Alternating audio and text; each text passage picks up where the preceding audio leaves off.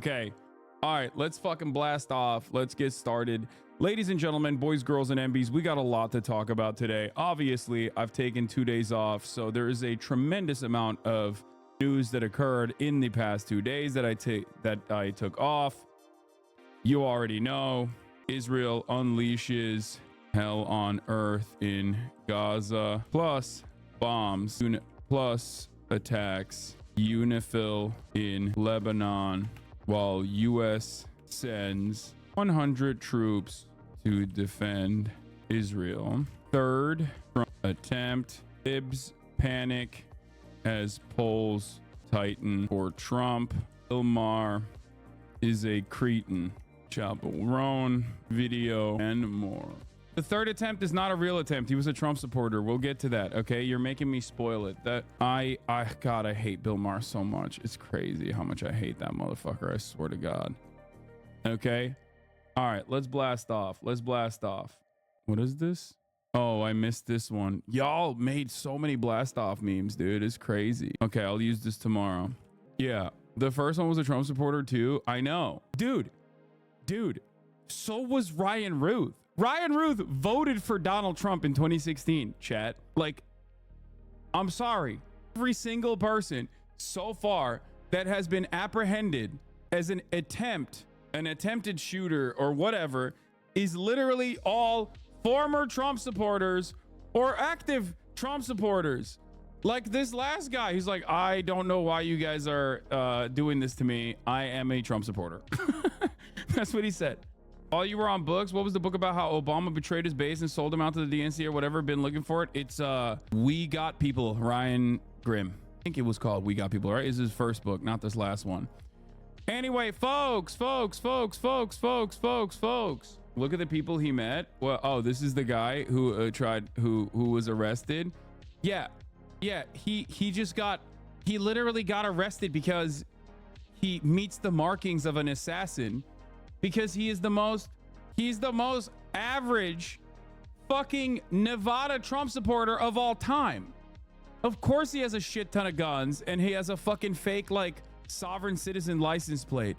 What are you talking about? I can't believe there was an armed man at a Trump rally. Wow. Like, what do you mean? Anyway, I also did the Pod Johns. I also did the Pod Johns on Friday morning before I went live on Friday, and apparently that one was very well received.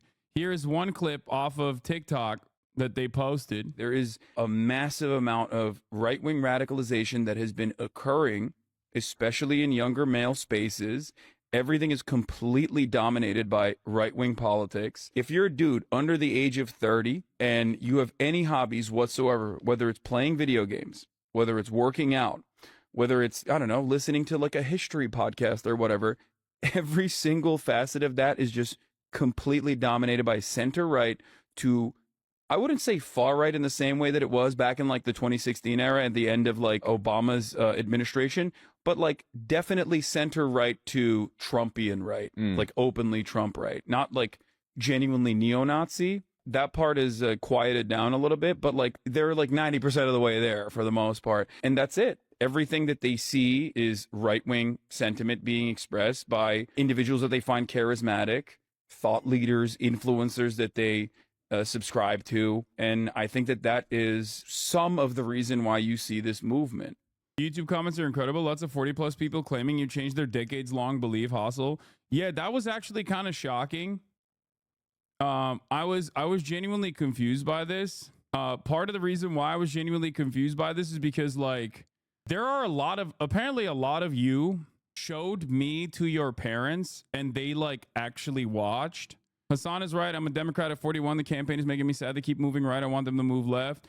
My daughter introduced me to Hassan 3 years ago, and I've been listening to him ever since. He helped change my perspective on Israel, trans people, socioeconomic politics, and religion. His influence has been massive for me, and I wish more of my demographic could be exposed to his long play content. I have gratitude for him.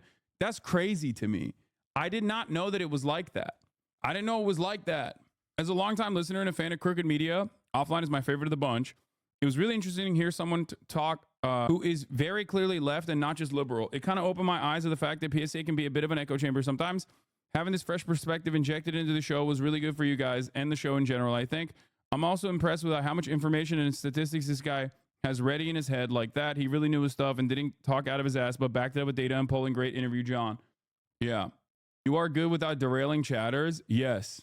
I think that I think that I forget how much better I am when I'm just simply talking to a person who is listening and I'm not just like getting derailed. I've shown the video of you and NMP Law today and countless other times you open their eyes, and I'll be forever grateful to that. Yeah, I think the conversation that me and Nick Paulum had, which is ironic because like if you ask LSF or if you ask like weirdos, the only takeaway from that was oh, he showed Nick Paulum a fucking Houthi video or whatever.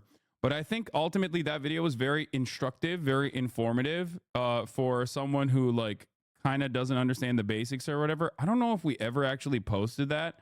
No, we did not. Or did we? We posted? No, I guess we didn't on the main channel. But if you find it somewhere else, go watch it. And the clip channel, you can show it to people. Yeah. We should have absolutely posted that on the main channel. I don't know why the fuck we didn't do that. That's crazy. But at least Hasanabi Productions is eating good. Did he post it? He didn't even post it. Oh, he did. Hassan explains the Israel-Palestine conflict to NMP Law 2 weeks ago. 233,000 views. That's good.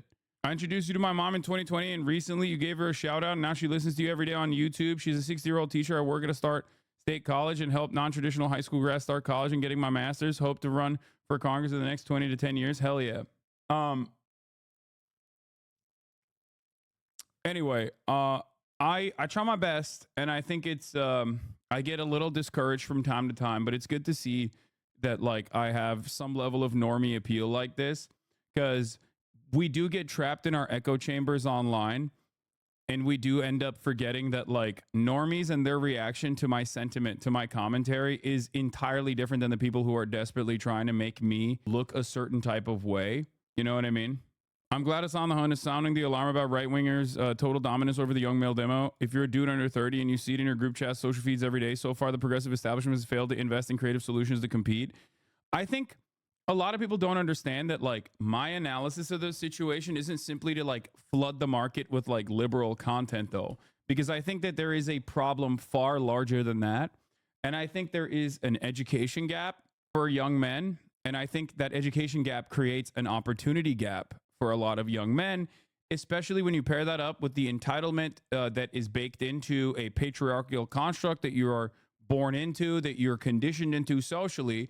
When your expectations of what society is supposed to be designed around does not match the output, does not match your outcomes, you end up becoming resentful.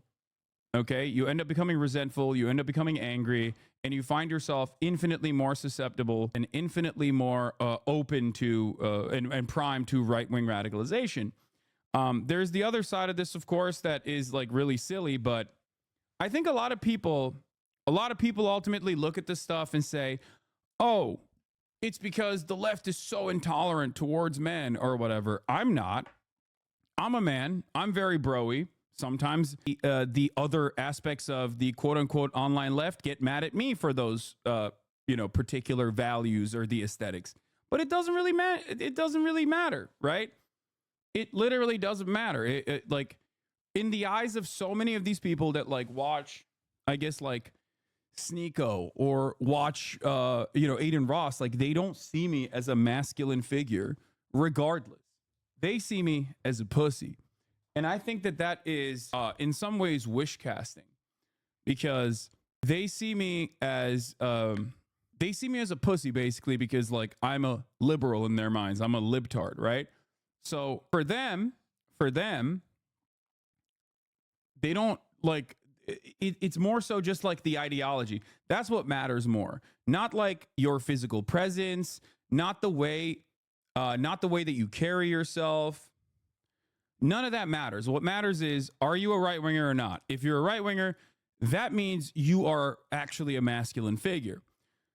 And for a lot of these people, they don't fit that mold either. They don't fit that mold. It's aspirational. So in their minds, it's like better if you in their minds, if you're like kind of a loser, if you're kind of insecure, in your mind, it's better for you to be perceived as masculine online as long as you say right-wing things. Therefore, you are also masculine that way. That's it. They're just LARPing. Is that why you tell people to suck your dick? You're being broy to appeal to young men? No, I tell people to suck my dick because I am that person. I'm not being broy to appeal to young men. I'm just not fucking changing my attitude or my sentiment so that I can be like more, I don't know, more kind or more aesthetically left or liberal or whatever the fuck.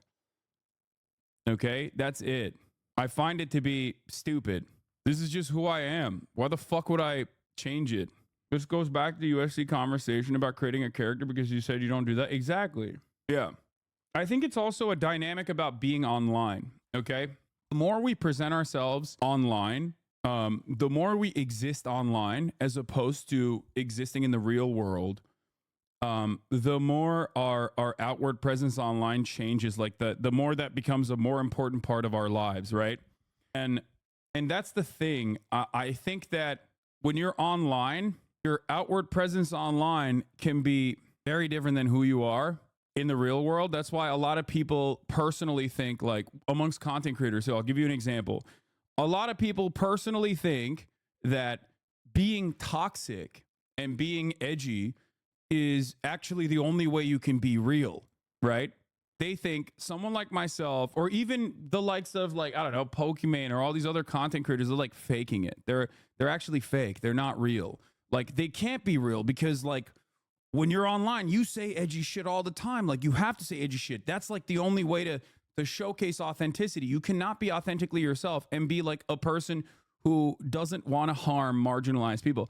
That's inauthentic. That's inauthentic. Like that is the fucking baked in sentiment for a lot of people, right? They go, you're virtue signaling. You're virtue signaling. You're not real. You're fake. They just can't fucking like comprehend that. No, like this is just my genuine opinion. I don't want to be a fucking dickhead, right? Sorry. That's just who I am. And the same goes for right-wing sentiment as well. Like the more masculine you, the more right-wing you are, the more masculine you are. The more you present yourself as right-wing, the more masculine you are. That is the attitude that a lot of people have, you know? It's more about wish casting an alternative reality to make up for what you feel you lack, to make up for what you feel you lack in the real world. It's vulnerable young men who are very insecure due to a multitude of different like normal conditions that existed even when they were, I don't know, better off materially than they are now. But then also on top of that, it's like a lack of opportunity for them. They feel like, you know, society's leaving them behind, and it certainly doesn't match up with their expectations of what society was designed for. They see how things were for their father's generation, and then they don't see that matching up with their current existence, and they get mad. So they look for alternative reasons as to why it sucks. And there are a shit ton of people. There are a shit ton of people out there that will immediately go, yes, perfect. It's because of bitches. It's because of girls that have not fucked you. That's the reason why everything sucks. You know? Yeah, it's because of black and brown people coming into America, and it's like stealing your jobs and your opportunity. You were supposed to get that, but you didn't. DEI, woke, all this shit. It's a great way. It's a great puzzle piece for a lot of men who are seeking out answers. If you don't try to communicate, if you don't try to fucking address the harm, if you don't see where these guys are suffering and meet them where they're at and try to fix at least one of the major problems that they have and try to instill confidence in them, you are going to have a lot of fucking losers like this constantly chirping and constantly crying. That's it. Isn't it just optics and don't have any substance? Like one thing that I used to say all the time that I kind of brought up in the Pod Save America episode as well was that it's counterculture as well that plays a role in this. Like I called it immediately as soon as Joe Biden was the presidential candidate. I was like, we're going to go back to the culture war shit. And we did, right? We did. But the thing is, it wasn't Pod Save America. Sorry, it was one of the Pod Johns' episode is called Offline, I think. But we went there. We're there now. We're back in that space. And one of the things when Trump was president that I used to tell people all the time was, hey, notice how your life isn't fucking better? Because right-wingers were coming to my community all the time with the same resentments and the same anxieties and the same anger that they had towards trans people, towards gay people, towards black people, brown people, immigration. And I would always ask him, like, okay, Trump is president. Why hasn't your life gotten fixed? And they had no answer for it, because that's just immaterial at the end of the day, in, you know, from where they're standing. Obviously, it's not immaterial for black people, brown people, trans people, but like, it is immaterial for them because it doesn't matter. Like, harming undocumented immigrants in the country is not going to save your life. It's not going to fix your life at all. It's not going to make it better. It's just a simple distraction that they're using. It's a vehicle for the Republican Party to focus and funnel your frustration towards an acceptable, appropriate target, because they don't want you to ever think about the way the society is designed. They don't want you to think about who's actually causing you harm. Don't get mad at your boss. That's a capital owner. That's a good guy. That's a productive force in this society. You, on the other hand, should get mad at people who have less than you. And the more insecure you become and the more scared you are of your future, the more susceptible you are to this sort of priming. Okay? Islamophobia is socially acceptable again right here in this clip. Not going to cry a fucking river when people who have genocide that's baked into their laws are getting genocided. I don't give a fuck. They're terrible people. What the fuck? No way he's talking about Palestinians, right? No fucking way. May as well be watching the whole clip. Most normal Asmon calling for the final solution to the Muslim question. Oh my Lord, bro. Asmongold is an organization owner. And one of the people that owns the organization is literally Muslim. How the fuck are you this far removed from like all aspects of real life existence? Like, have a conversation with Tips, man. Please. What the fuck? It's not even a question. It's crazy that people don't see it that way. They'd be doing the same thing. How much did they kill? As many as they can. They're not able to kill as many people as Israel because they don't have as many bombs and as many weapons. But if they did, they'd be doing the same thing. Oh my God, I hate this argument so much, bro. This is crazy. Holy fuck. What is this? This is the full clip? Want to consider a genocide as a systematic killing of a group of people. They have genocide built into Sharia law.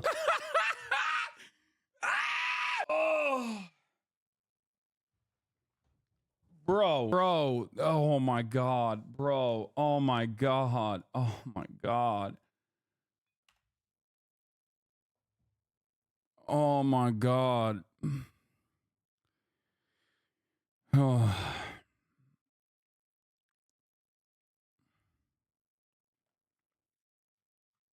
Right now. So no, I'm not going to cry a fucking river when people who have genocide that's baked into their laws are getting genocided.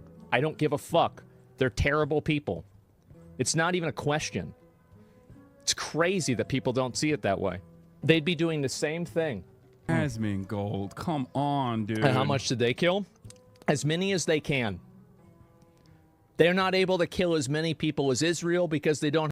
It's so funny because, like, this argument literally is basically, you're laughing, but thousands more now believe this, and everyone just lets him do it. I'm laughing because his analysis right here is the liberal analysis. When you scratch the surface of like the average American over a certain age and why they are so blind to the obvious dynamic, the obvious inequalities, the obvious inhumanity of Israel's operations, they literally agree with this. They also think this.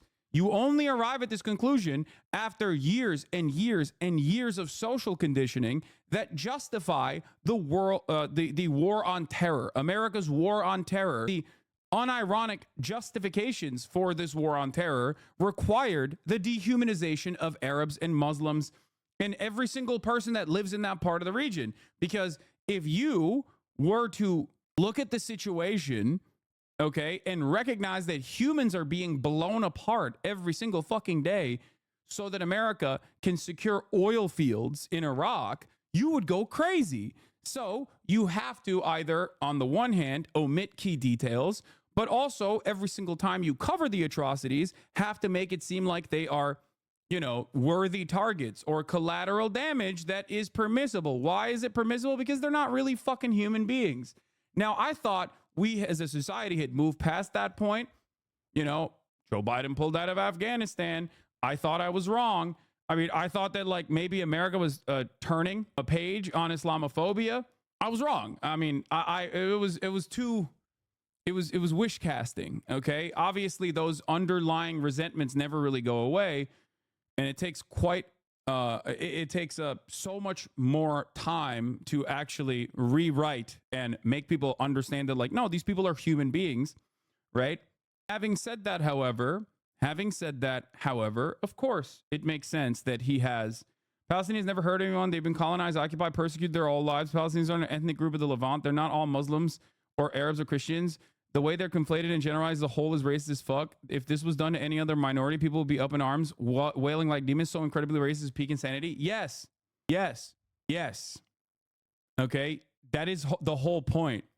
But this is the same exact dynamic when Trump says Haitians are eating cats and dogs, even though they are documented immigrants working in U.S. soil. He considers them to be illegal aliens who are eating cats and dogs. Where is that coming from? Do you think it's because Haitians are actually eating cats and dogs? No, it is a group of black immigrants that Donald Trump is using what he perceives as permissible white supremacist sentiment over. It comes from a place of anti-blackness, and the same exact situation exists here. There are no acceptable monolithic groups that are barbaric and Palestinians are somehow outside of that group. It is just a catch-all for all Muslims or people that are perceived as Muslim because they are from the Levant. They are from the region. They're from MENA. Okay? What you're saying is it gets worse. Don't have as many bombs and as many weapons. But if they did, they'd be doing the same thing. That's it. Just takes enough. That's right. These people are not your allies. They are not the same as us. They come from an inferior culture.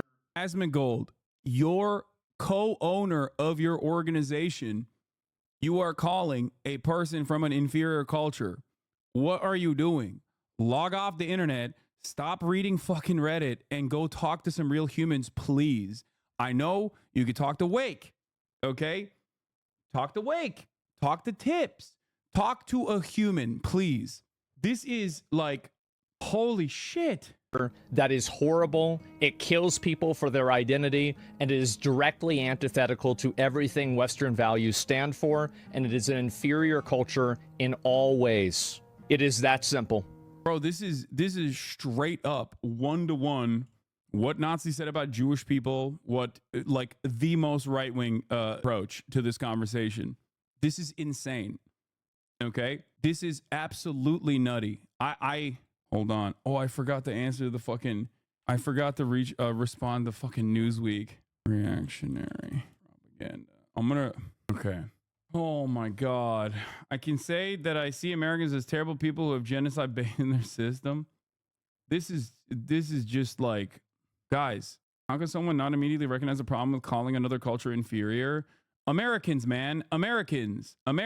This kind of attitude is like American exceptionalism through and through.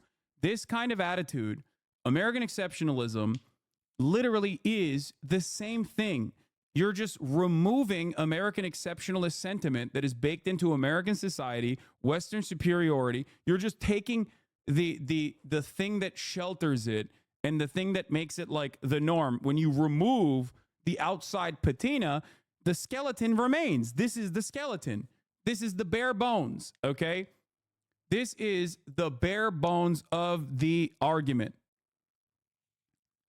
That's it. This is the bare bones of the argument that like America is the best country on earth. When you remove the outside stuff that makes it, I guess, seemingly more appropriate for liberal consumption, okay, in an otherwise liberal society, this is what you arrive at. You know, I don't think like I think he popped off on this, not thinking that like this would be there would be a lot of repercussions for this. I don't think he understands like how imaginably like how unimaginably fucked up this statement is. Like it's not even necessarily a country. You're no longer justifying like military action against the country. You are now basically saying like an entire culture is inferior to Western culture. The build up to the clip doesn't just make it worse. And you know what else is disgusting? That people in the West that enjoy more privileges and freedom than anywhere else in the world romanticize their behavior or their lifestyle as anything other than barbaric. This is what people think you say about Israel. I know. Like, if you were to say this about Judaism, understandably and rightfully, you would get banned, and you should get banned. Like, if I were to ever say this about, like, if I were to ever say, like, oh, Jewish culture is this way, I would literally be Adolf Hitler, okay? It's fucking ridiculous. For the record, I don't believe that about Judaism, regardless of how much my fucking psychopathic rabid haters try to claim I believe it. Thank God I was born with that at all.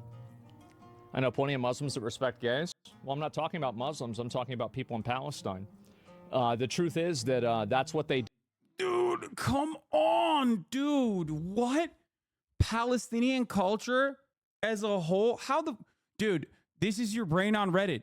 This is your brain on Reddit. If you don't interact with normal people, if you don't talk to people on a daily basis, and the only way that you're getting information from, your only outlet to the outside world is just simply Reddit, you arrive at this conclusion. It's like literally a vector of radicalization against Muslims, Islamophobia, and also specifically Palestinians.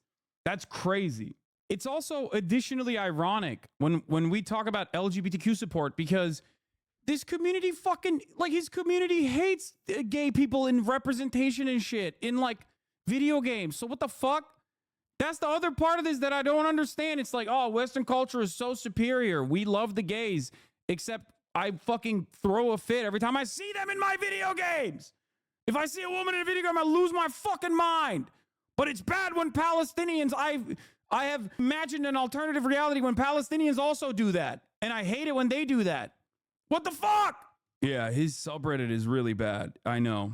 His subreddit is just Stormfront 2, and he said this so casually because he knows his chat will love it, and it's just a normal thought for them. Most of us left these Nazi greaseball WoW types in 2007, but they're still around. I mean, this is literally, it's ironic that we're looking at Asmongold, because, like, I'm going to cover this in a second with a liberal from a much larger platform, Bill Maher. Like, that is, this is sad and very frustrating. Palestinian culture, and all he brought up was Sharia law. We know which online forums he logs off on a stream. Oh my God. That's what they do over there. So no, I'm not going to support a group of people that would be the ones doing the genociding if they had the power to do it. I'm sorry to say, I'm not. The idea that if Palestinians had the capacity to fucking do Israel shit, they would do Israel shit back to Israel is a silly one, because if Palestinians had a nation state with sovereignty and nuclear weapons, then Israel wouldn't be able to do anything to the Palestinians, and therefore there is no fucking world in which they would do the exact same thing back to Israel. You do not know that. All of the Palestinian resistance is within the framework of anti-colonial resistance. That's what it is. Okay? There are methods that you do not agree with. There are methods that I don't agree with. Okay? But ultimately, in the grand scheme of things, who is responsible for the larger harm? Who is radicalizing people into taking action into their own hands? It is obviously going to be the colonial state. It is going to be the larger state. It's going to be the playground bully with a bigger stick. That's it. And there is no world in which, if we were to simplify these terms, you would ever say this about other historical issues, right? Nat Turner rebellion was insanely violent. Ta-Nehisi Coates talked about this with Ezra Klein on his New York Times podcast, where he said, I go back to the Nat Turner rebellion. They took axes and killed white babies. They killed white children. does that change the dynamic and the overt cruelty? Some historians might even say, and there is back and forth on this, that Virginia was on the verge of the abolition of slavery, and yet the Nat Turner Rebellion was responsible for them not doing so. Okay? But ultimately, the morality of chattel slavery still remains. It is immoral, regardless of the reaction that it has invoked. Okay? That's it. The violent reaction to Israel's 76-year occupation and maintenance of apartheid does not justify the apartheid nor the consistent genocide of Palestinians that Israel is engaging in for the past 12 months. You're misunderstanding him. He's saying that people in Palestine have an innate hatred for Jews. I know. It is fucking ridiculous. I know. It's a way to try and justify Israel's genocide. It is a silly and idiotic sentiment that you can only arrive at if you exclusively fucking hear shit from Reddit. The fear that once the colonial occupation perishes, or once like chattel slavery is abolished, that the victims of chattel slavery will turn around and do the exact same thing to the people that once enslaved them is never borne out in reality. Okay? It's never borne out in reality. It has never happened. The Irish did not go and occupy England. Okay? The Algerians did not go and occupy France. Once the apartheid was abolished in South Africa, they did not turn around and occupy, I don't know, England again, or the Dutch. That did not happen. I DM'd him. I said, look, I can talk to you off stream or on stream if you want. It's fine. But ultimately, the violent reaction from the Palestinian resistance comes from 76 years of colonial occupation. Okay? It comes from the ethnic displacement of millions. It comes from generational struggle. What am I saying? Struggle. Okay? I don't even understand. There was no historical beef between Jews and Muslims pre-Zionism, for fuck's sake. Exactly. It also is historically incorrect. He's also taken in the context of gay and trans not having rights in Muslim society. He's responding to people having Palestinian trans flags in their handles. Yeah. This is also ironic for two reasons. This is something that I deal with on a regular basis with fucking a lot of right-wing people who have these kinds of opinions. It's like, one, many right-wing people don't want that in America. So what the fuck are you complaining about? And two, there is no opportunity for a gay or trans revolution in these places because all they've known is death and destruction. Okay? You can't get to that stage if you're still, constantly under the violence of a colonial occupation. It's a pretty basic concept. The problem is people don't understand this concept, especially if they live in the Western world, when they've never actually exhibited it, when they've never actually been on the receiving end of it. Okay? That's the thing. That's the reality. When people look to this situation and go, oh, dude, they're fucking not pro-trans or pro-gay. It's like, first of all, there are trans and gay Palestinians that are also getting killed by Israeli bombs. Okay? The bombs don't just only kill people who are not woke. I don't think that if you're not woke, you deserve to be wiped off the planet anyway. I don't think that. I don't care if you're a right-winger. I don't think we should bomb white enclaves in Alabama, okay? For exhibiting the same tendency that you imagined all Palestinians have as a monolithic force, okay? That's ridiculous. And last but not least, you can't get to civil liberties and organizing and fighting for civil rights when you're too busy trying to survive under colonial occupation. It's pretty basic stuff when you really think about it, but you don't actually, when you don't have any empathy for these people, and you have never actually fucking lived a world where you are under any sort of fucking colonial occupation, you can't comprehend the hierarchy of needs that people have. The number one need when your house is exploding is stop the explosion, okay?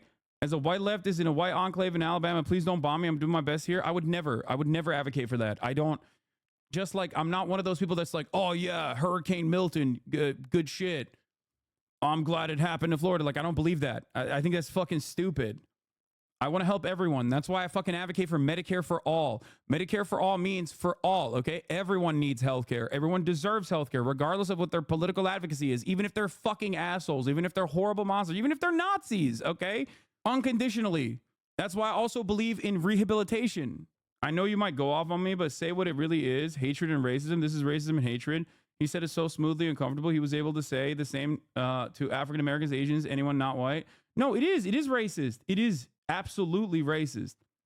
No, there's no other way around it. When you think that there is like the problem here is it's not just fucking Asmongold.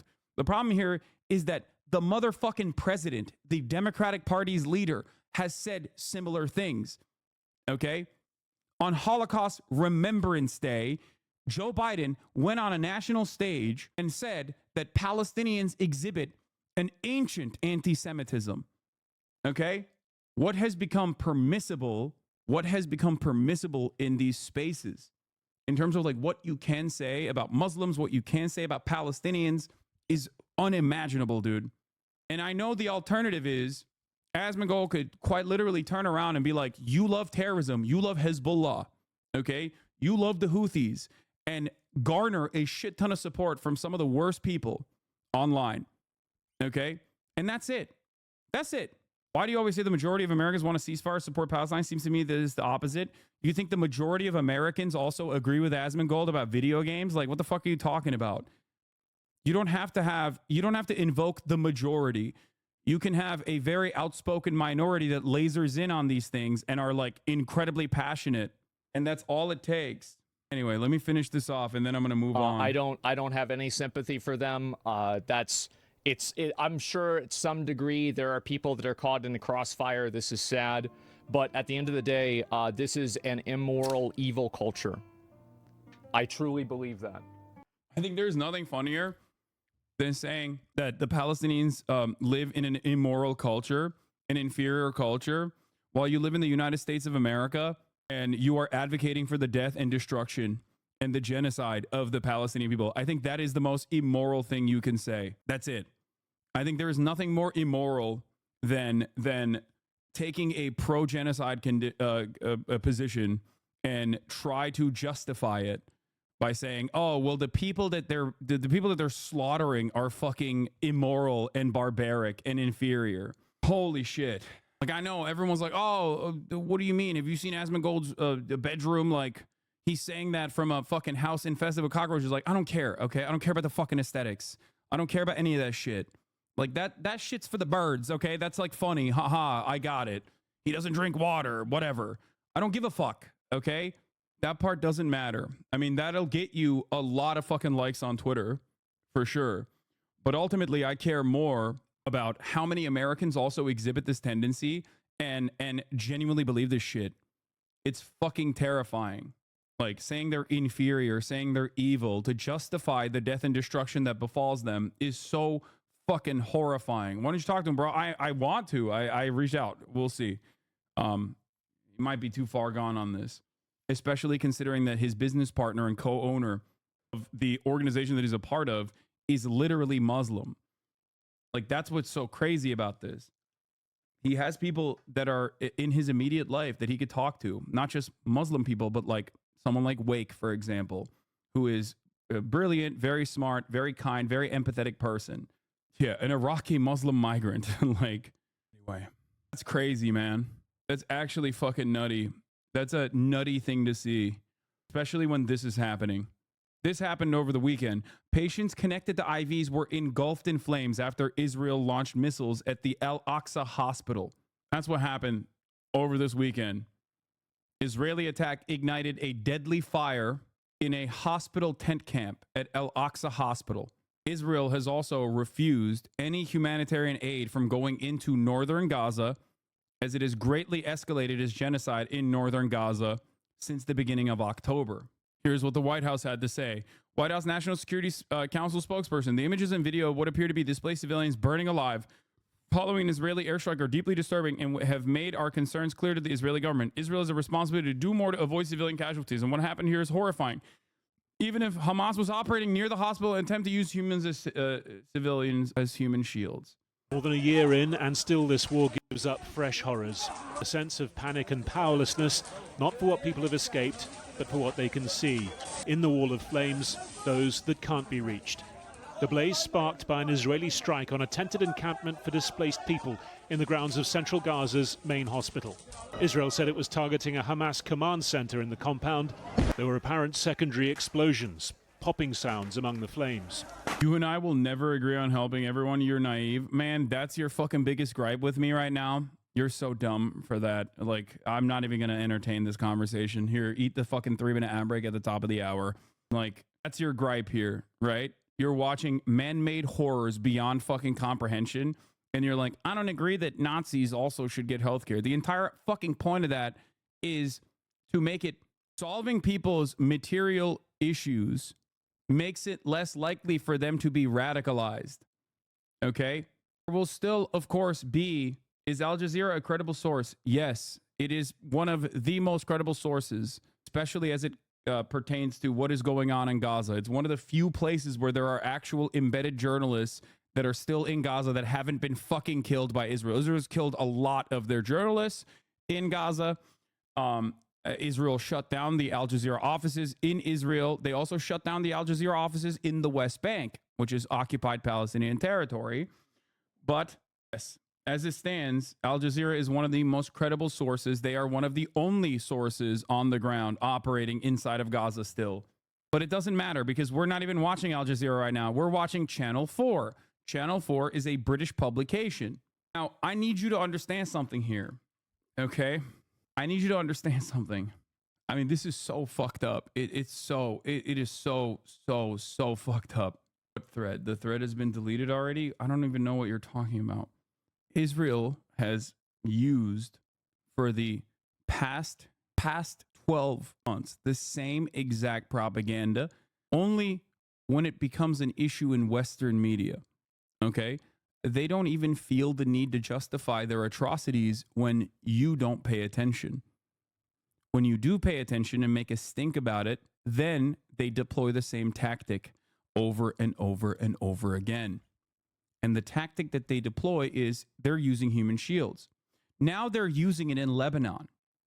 Hezbollah is using human shields against Israel. At a certain point, you have to understand they know that it works, I guess, works enough because American Western media, mainstream media, goes along with it every single time and contextualizes all matter of Israeli violence as permissible.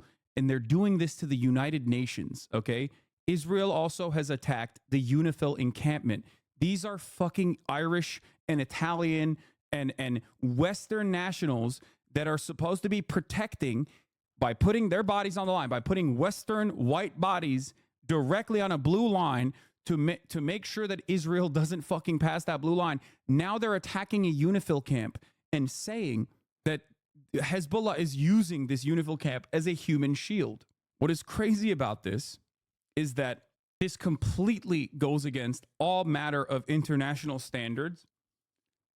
It goes against what like America's own personal actions have looked like in its endless conquest in the Middle East. Like Israel has gone above and beyond. It is now officially going past the point of what America has done and the way that it has conducted itself in its bloody endeavors in the Middle East. That is what's so crazy about the situation. So if the Western powers that are funding, facilitating, offering cover to Israel in all of this inhumanity don't even fucking care about white people, about Westerners who are now in the crosshairs of Israeli rockets, Israeli tanks, because Hezbollah is using human shields. What makes you think that they would ever believe Palestinians are also, real human beings that aren't just simply human shields, collateral damage? They do. If they believe the argument that Israel makes about white people, Irish people, the UN, UNIFIL encampments being used as a Hezbollah human shield, they will believe 1,000,000 times over that Palestinians are human shields. Okay? That's it. Okay. Asmongold wants to talk, he said. So I'm gonna try to talk to him about what. Oh wait, oops, I called the wrong person about his take. Hello? Hey, can you hear me? Yeah, I can hear you. All right. Asmon, Yes. in the interest of fairness, I want you to explain what you said that I saw in limited clips earlier today, I think. Okay, so basically, I find it to be really problematic that people put like a lot of virtue signaling, and I think it is virtue signaling, for people that are supportive for like trans rights and LGBT rights when they support countries that kill people and prosecute them for being LGBT. I think Okay. it's a huge problem, and I don't think you can have both of those things. So when you were saying like Palestinians exhibit inferior culture that's barbaric, you were simply talking about the hypocrisy. Is that what it is? Yeah, pretty much. I do. And somebody in my chat said that you said that I thought Christian theocracy was better. No, I didn't say that. Oh, what a fucking surprise. Okay. Well, here's So- the thing, right? Yeah, go ahead. I want you to like fully explain because I want to understand everything that you mean beyond the hypocrisy, because like hypocrisy version or the hypocrisy in and of itself is one thing that we can address. It's a super simple concept. Well, how But I do you think there's feel a about that? broader, there's always a broader point beyond hypocrisy, because online hypocrisy in and of itself, or even the invocation of hypocrisy or perceived hypocrisy, is seemingly a more damaging thing than like actual material harm, right? Oh, this Sure. person is hypocritical, and that's like a very common fucking Yeah. thing. I'm sure you experience it on a regular basis as well. It doesn't really matter. Most hypocrisy, I think, is derived from a misunderstanding that is often deliberate. I see it Yes. oftentimes with you. You've seen it with me. Everybody has it happen. It's Yeah, it's extremely the- common on the internet. Yeah. It's the Andrew Tate phenomenon, right? Where people Right. don't give a fuck about like what Andrew Tate may have done or may not have done, or all the shit that he has definitely done, right? Yeah. And care more about like, you know, perceived hypocrisy. Usually, they care more about that than anything else. So I don't Yeah, really, I think I don't there's a Norm necessarily, Macdonald clip about that. It was very good. yeah, I about don't Bill Cosby. necessarily care about hypocrisy that much. But in terms of the hypocrisy of the matter, I can explain it to you. Sure. Number one, so in terms of LGBTQ acceptance, right? Trans acceptance, queer acceptance, you find that to be in the United States of America, in the wealthiest nation on earth, one of the most prosperous nations on the planet, to be to a certain degree like a fancy thing to advocate for, right? I don't think that you have to be rich to advocate for LGBT acceptance. No, that's not what I'm saying.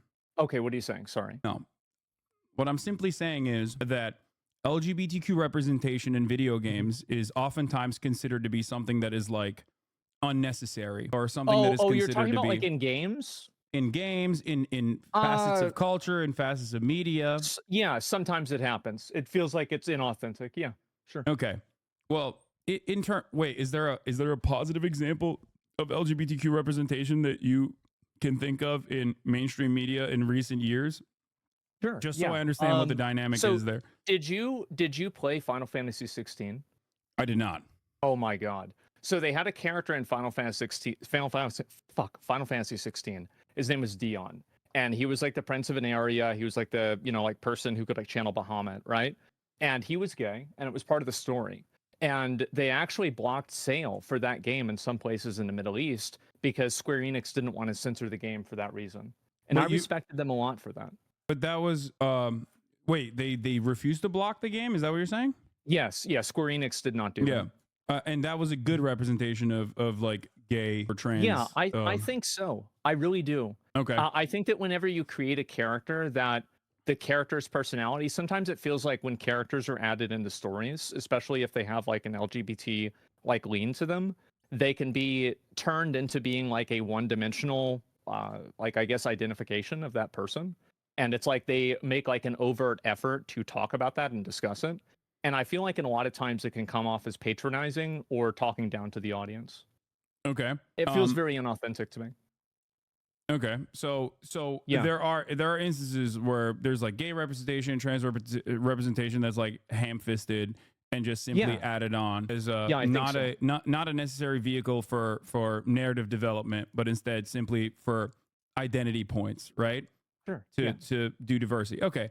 So not to get too lost in the sauce, we can get back to this part of the conversation in a second. But my point was that like that level of LGBTQ representation, it's for diversity.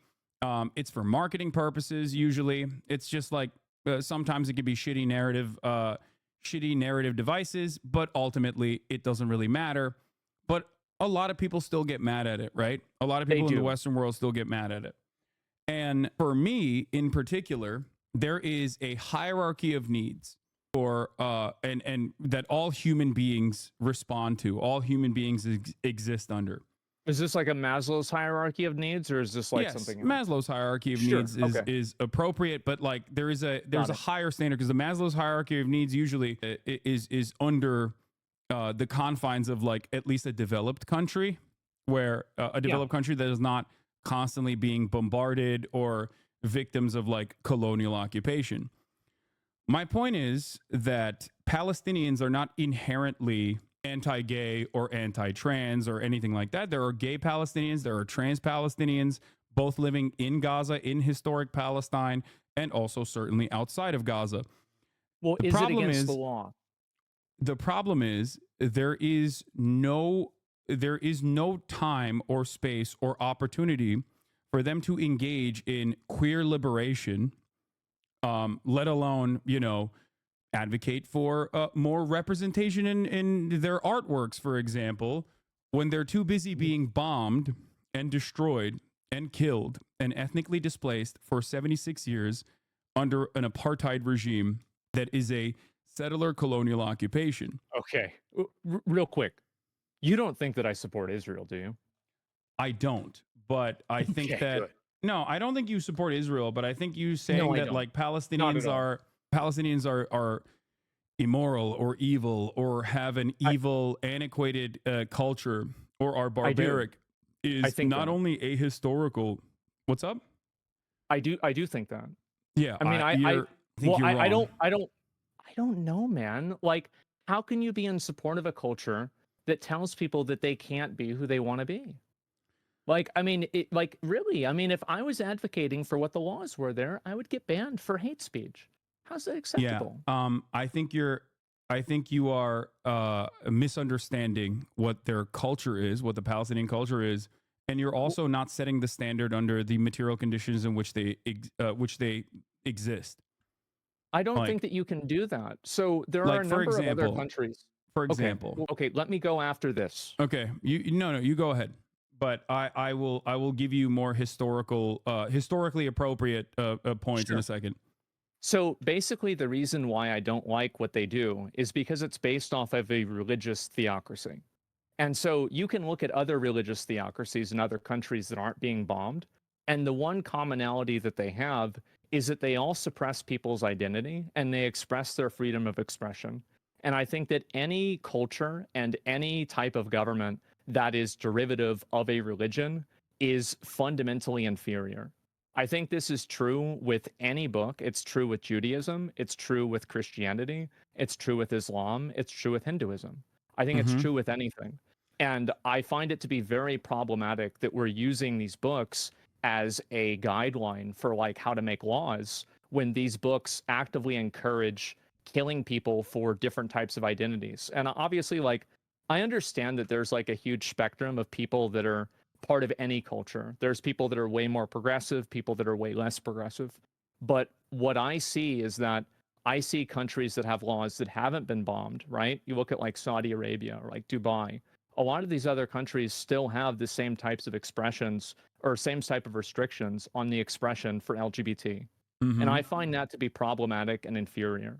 And I think that I want to make sure that this is very clear because, like, I don't want you to think that this is something that's like oh, the brown people over there are wrong. I would say the exact same thing for us, you know, like the church, you know, like Christianity. Like if you look at, for example, like Salem witch trials, it's disgusting. It's horrible. So all I'm saying is that I think that there is a standard that's being applied, and I don't really understand how that's defensible at all. I don't like, and that's what doesn't make sense to me, Is It's that not.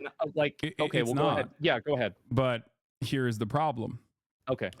It's not defensible, but I think most people, including like the gay Palestinians or queer Palestinians or queer Lebanese people, Sure. Anything. understand that there is no room for advocating for civil liberties in your own domestic policies when you are escaping bombing So campaigns.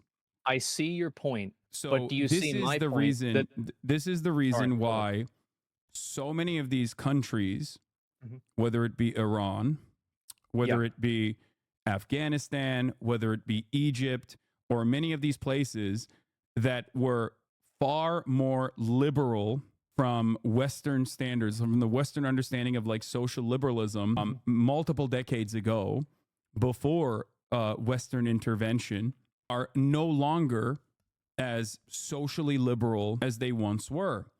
You're talking about Because like the 1917 Iran thing, basically? not 1917, but yes, Or it's circa 1979, 1950. excuse me. Yes, Yes. sorry. And when you look at the history of these countries, and not to say that like I don't personally think that Saudi Arabia deserves to be annihilated for having a religious theocracy. I don't personally think Israel deserves to be annihilated for operating within like liberal confines, but still maintaining a religious theocracy that is baked into now their constitution. Do you Israel, think that I support that? no, I don't think you support that either. Okay. But oh wait, well, in terms of the Palestinians, I think the quote was that inferior cultures deserve to be wiped out. Oh, I don't know about that. I feel like anytime you're killing people based off of anything like that, I don't think that Israel or America or anybody has the right to come in and tell Palestine how to live and for them like what they're supposed to do. Right? I'm not trying to tell them what to do, but if you want me to accept their culture as being equivalent to ours, I won't do that. Okay, And I do think that it's worse.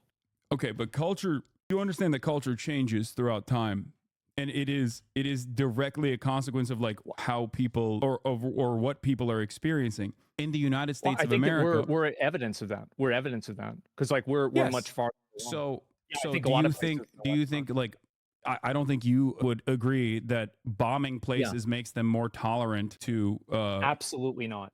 yeah.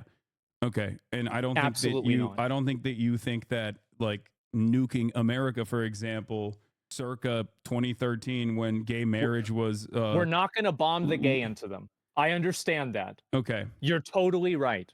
Okay. So Yeah. in terms of some of your statements, Yeah. like not only I think you're wrong on the history of queer culture in Arab countries, in Muslim nations in general. I'll give you one example. The Ottoman Sure. Empire actually decriminalized homosexuality in the Tanzimat era. I think it was like 18th century. And before then, it was not even like a problem. It was never an issue. Far before Western nations ever actually decriminalized or made it legal to be gay. And this is oftentimes a not really mentioned aspect of the Muslim world or Muslim culture or Arab history or the region's history at all. Most people don't know this, and it's like genuinely shocking to them. You might maybe even be shocked to find out that the Ottoman Empire, where Palestine was seen as a safe haven for Jews as they were escaping the Spanish Inquisition, for example, and many other pogroms that Jewish people experienced in, especially in Western and Eastern Europe. The Ottoman Empire in the MENA region, all the way that spans to Morocco, was seen as a safe haven and safe harbor for Jews, where they were out to coexist in far better conditions under Islamic rule, technically, that was far more honestly, tolerant. I would go even farther than you are. I think that back then it wasn't just the fact that they were accepting of gay. I think that they were way more scientifically oriented. They were way more focused on learning and mathematics. I think that's evidently true. I don't think anybody would say the Ottoman Empire was shitty or anything like that. I think they were very progressive for their time. It's not even a Yes. question. So I totally agree with you. But things have changed in the region since then. They sure have. So what do you think is the difference there? Like, what do you think has happened in the hundreds of years that have passed, that have gone by, or especially in the last 100 years? Why has the attitude overall in terms of governance changed so dynamically and so dramatically?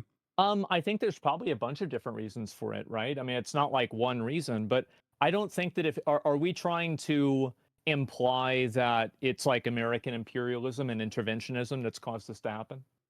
Is that kind of like where you're Absolutely. going with No, this? I am saying that Yeah. America not only directly armed Yeah. and radicalized fundamentalists in the region, including but not limited to Afghanistan, for example, with the Mujahideen, because they were seen as like a fighting force that they could use against the communist adjacent Afghan government or the USSR inevitably when the USSR did invade.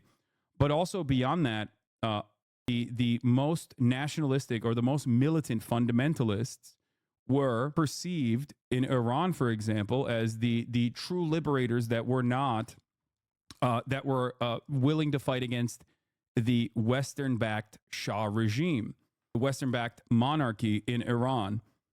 So that's the reason why a lot of people, whether they agreed with it or not, ultimately on the social front doesn't really matter. They were like, these guys are going to protect us. These guys are actually fighting back against this this ruthless rule of the Shah that was, falsely torturing people on a regular basis. Okay, so that's if your usually if your how. argument is that, well, how do you reconcile that with the fact that there are other countries like Saudi Arabia, for example, that don't have that history but still have the same laws? Oh, that's a great example. Saudi Arabia is allowed to exist like that because they have a valuable resource that they are gladly and willingly coordinating with the Western powers on in terms of OPEC plus. They have like, oil. doesn't that? So did Iran, but Iranian oil was refined by British Petroleum, Mossadegh at the time. It was a social democrat, very progressive for the time as well, wanted to nationalize their own extraction industries. And this was seen as a massive slight and it caused massive harm to the profit margins of British Petroleum and the American intelligence and Western intelligence cooperated to overthrow Mossadegh very openly and very clearly. They implemented the Shah regime. He was brutal. He was a brutal autocrat. He was a monarch. People hated him. And at the end of the day, it was the Islamic Revolution and the fundamentalist forces that were the most successful in terms of fighting back against the Shah. That's the reason why they overtook the country and have been dominating the nation ever since. There are plenty of gay and trans people. By the way, Iran is actually weirdly very pro-trans, but I'm sure that you probably didn't know that. They're very homophobic, but they are very pro-trans. Weird. A lot of cultures are actually very pro-trans, way more than the United States of America. Maybe to a fault at times, like Iran, when they do forcible gender. I mean, you look at like Native American culture, I think it's extremely popular. Norse culture, I mean, you could say the same thing about Loki, right? It's like the idea of being trans is like super, super, super old, like Shiva, right? Another good example. So I think that's true. There's a concept of third gender in India, Pakistan, and many other places as well. So but that's besides the point. So what I'm trying to say is we cannot exist outside of the material condition that we are subjected to. If you are living under a ruthless, corrupt autocratic rule, and there's a group of people that say, I'm going to fight back against this ruthless autocratic rule that is like Western power backed, then people will be on board with that. They're going to be like, oh, this is great. I love this revolution. I'm on board. Okay, so I can go even farther than that. I totally understand why groups like ISIS happen. Like, if you look at people from ISIS, these are people that are like 20 years old. They've lived their entire life being occupied by a foreign power. I think that there's a difference between ISIS and Iran, Sure. though. Like, I hope you understand that, right? And just like there's a difference between ISIS and Hamas and all these other I'm just giving you an example. I'm giving you an example of like. So I think extremist groups are created. So you got a lot of heat. You got a lot of hate. One of your most popular, biggest hits was that America deserved 9/11. Remember that? Yes. Bad day. Bad day. But what you meant to say is that American interventionism inadvertently caused this to happen. Am I right? Directly, not even inadvertently, is a concept that Okay, historians so call blowback. I totally agree with you about that. I completely agree with you. I think that you're right. I defended that. Yeah. So my perspective is that I don't think that we can blame, like, I don't see the logic that all of these other countries that are like, from the West, right, that are like much more progressive are somehow intervening and making this, like, these other countries in the Middle East hate gay people and like want to kill gay people. And I don't see how, like, Wait, you don't pushing agree with against, that? You're uh saying no, I don't. I don't really see how they're congruent. so? I don't see, like, Why no, do you I think don't. that? So why do you think that historically they didn't hate gay people, but now they do? Like, don't I'm you not don't sure. you recognize that like culture changes? You said that you understand that like the Ottoman Empire Sure. was more progressive in But comparison to like, its European counterparts in terms of like the way that they view gay people, even or homosexuality in general. I think that we Um, can come to the agreement, and like, we can talk about historically all you want, right? I think that in some cases, like, that's true. In a lot of cases, like, the way that this is perceived around the world, like, Romans looked at it differently, Greeks looked at it differently. Everybody's looked at it differently. But I'm talking about what's happening today. And if I'm looking at yeah, those but cultures today, those are cultures that are oppressing people based off of their identity. And at well, a certain point, right when now, it, the Palestinians don't they don't have any structural governance to be able to do that, regardless. So there is no like gay oppression happening in Gaza, because the only oppression that's happening in Gaza is that Israel's lighting them on fire with regular frequency. Um, and we're paying for it. yes.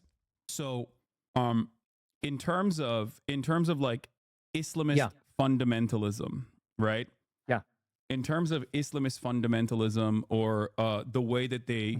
the way that like you perceive Palestinians as viewing gay people, Yeah. There has never been an opportunity for Palestinian people to engage in queer liberation, because in the hierarchy of needs, the number one need for them is to stop Israel from killing them, is to stop Israel from dominating them, Mhm. since 1948, and even Right. before then as well. But after Israel was formed in 1948, that has been the game for the most part. They have never had an opportunity to even think about queer liberation. If your house is on fire, you're not going to be spending a whole lot of time thinking about the color of your curtains, Mhm. right? And that's what this is. Much larger there's a much larger problem at hand. And this is precisely the reason why a lot of people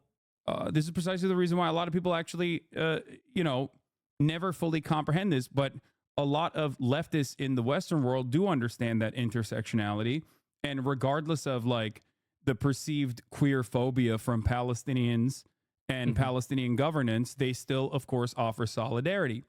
I said this earlier, and I think it's a take bear repeating.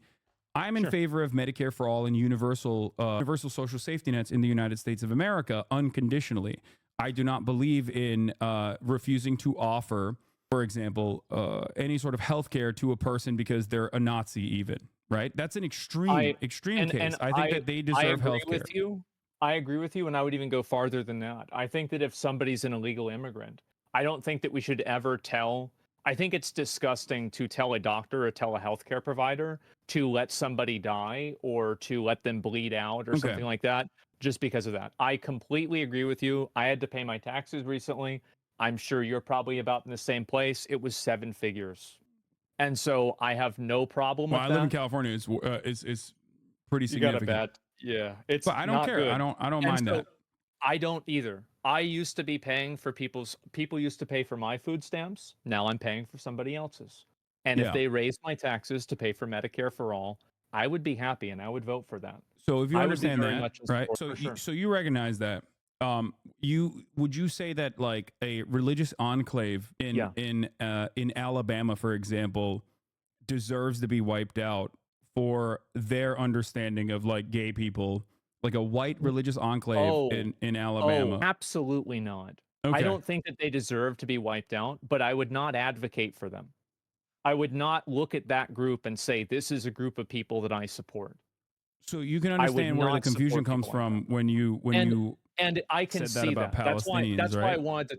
Yeah, sure, right, sure, and that's why I wanted to talk to you about it, right? Because I think that you and we had a conversation about this before, and I can very much easily empathize with Palestinians. Of course I can, but I don't think that it's entirely true that Palestine, like, I mean, didn't Palestine support Hitler?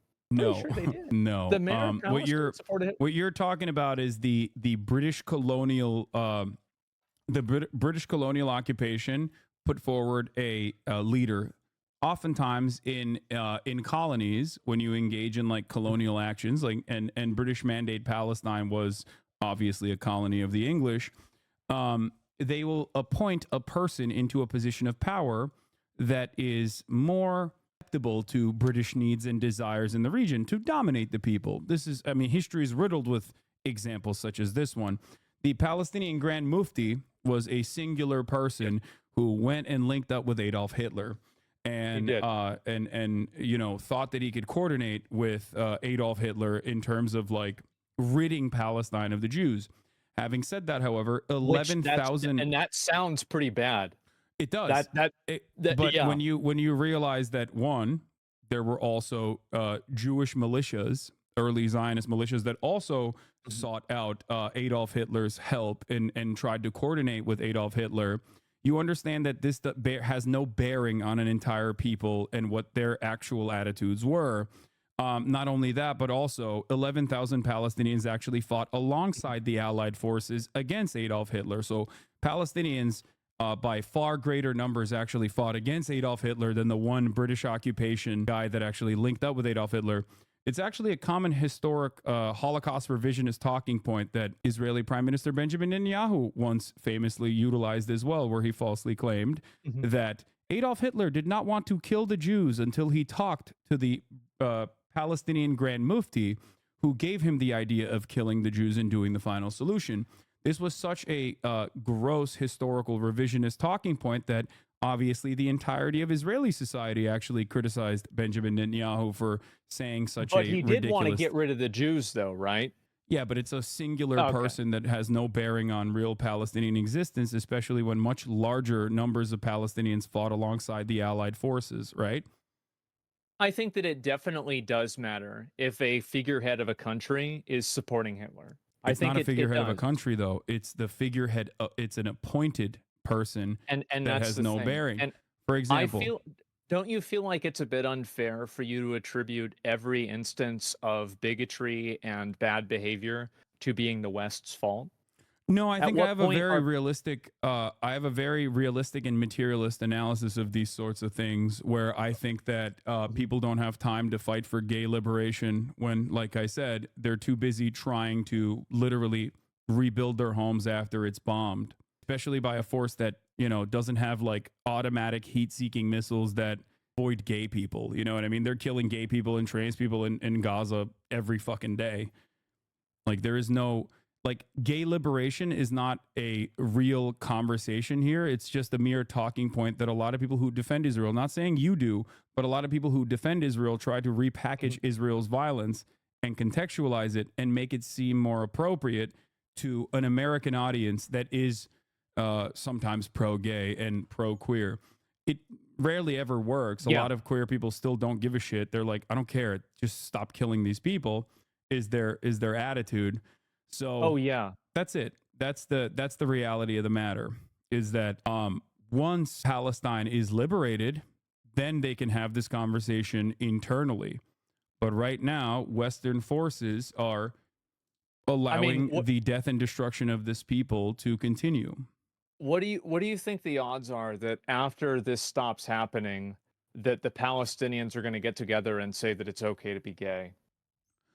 I don't know, because I can't even imagine a world where this death and destruction isn't constant.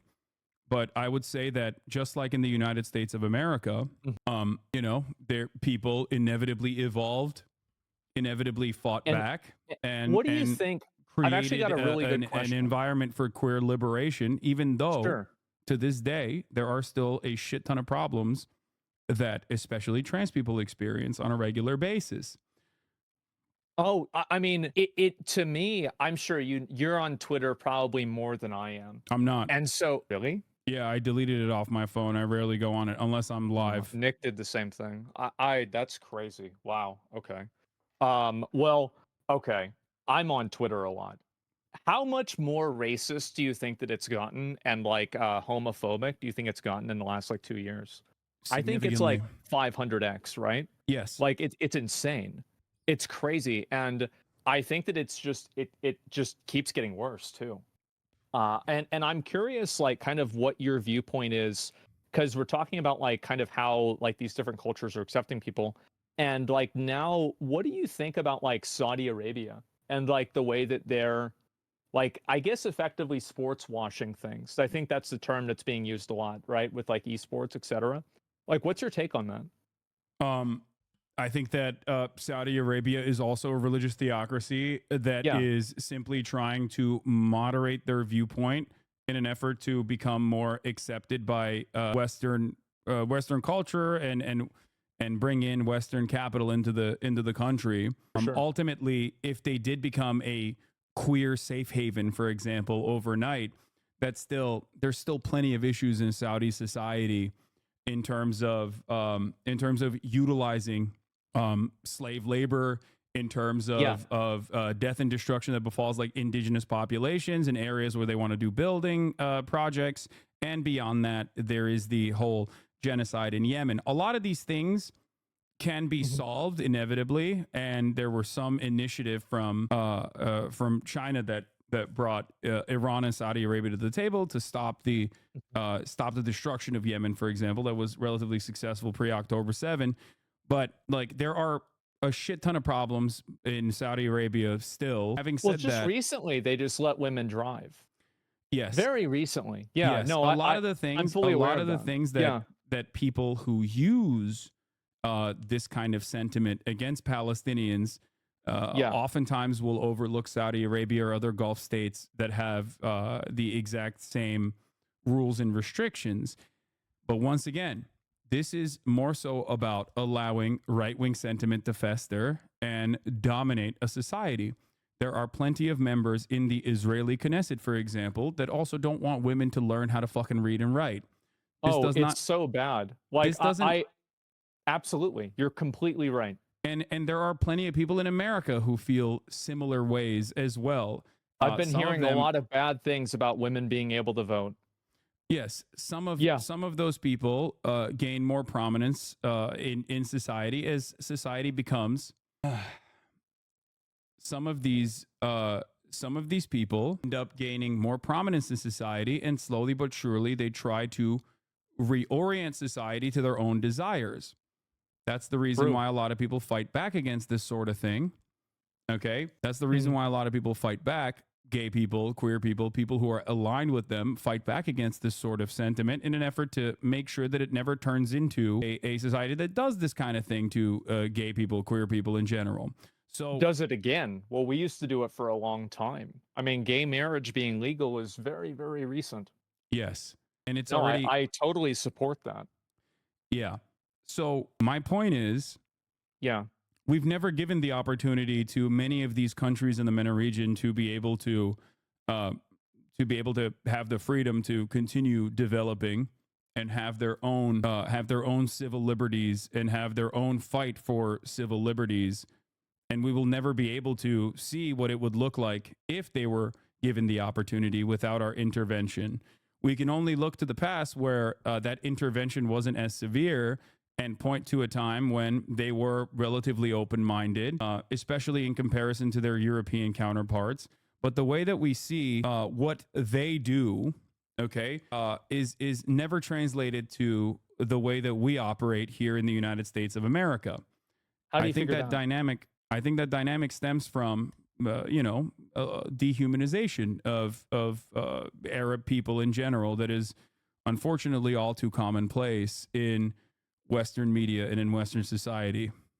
I think it happens a lot. I mean, like, and obviously, like after 9/11, I mean, I've, have a number of Arab friends and they've told me it was a very, very bad time. So I think that you're absolutely right about that. And it is problematic. I don't really Okay. think that I don't think that it's fair to say that, like, of course, like all people that are Arabs, and also like really it's not about being an Arab. It's about having a religious theocracy that enables you to dehumanize other people. Yeah, Because you want to talk Palestinians about don't have a theocracy, by dehumanization. the way, just so you understand. Like they don't have anything. They don't have any sort of like real valid form of governance at all. They have never been allowed to have a real valid form of governance or any sort of autonomy or any sort of sovereignty, at least, especially since 1948. Sure. But like in all of the other places in the same area, pretty much all of them that are doing their own governance Mm-hmm. come to the same conclusion about gay people. Yeah. They pretty much, yeah, So, they do. so you, okay. So this is really interesting that you're saying this because Yeah. you recognize that like a lot of those other Gulf states are in alignment with the United States of America and are allowed to operate in whichever ways they see fit, including but not limited to helping Israel, right? They get F-16s and fleets of American planes, and they get security contracts for their consistent maintenance of American interests in the region. Do you think I support that? I don't. I'm. I I'm don't. not even. I'm not I even don't. saying if you support it or not. I'm simply Here's the stating that thing. like Oh, go ahead. monopolizing an entire region of people and assuming that they all are operating on the same boundaries is incorrect. Of It would be akin of course, to there's always going to be people that are like that. But I also think that they do the same thing to gay people.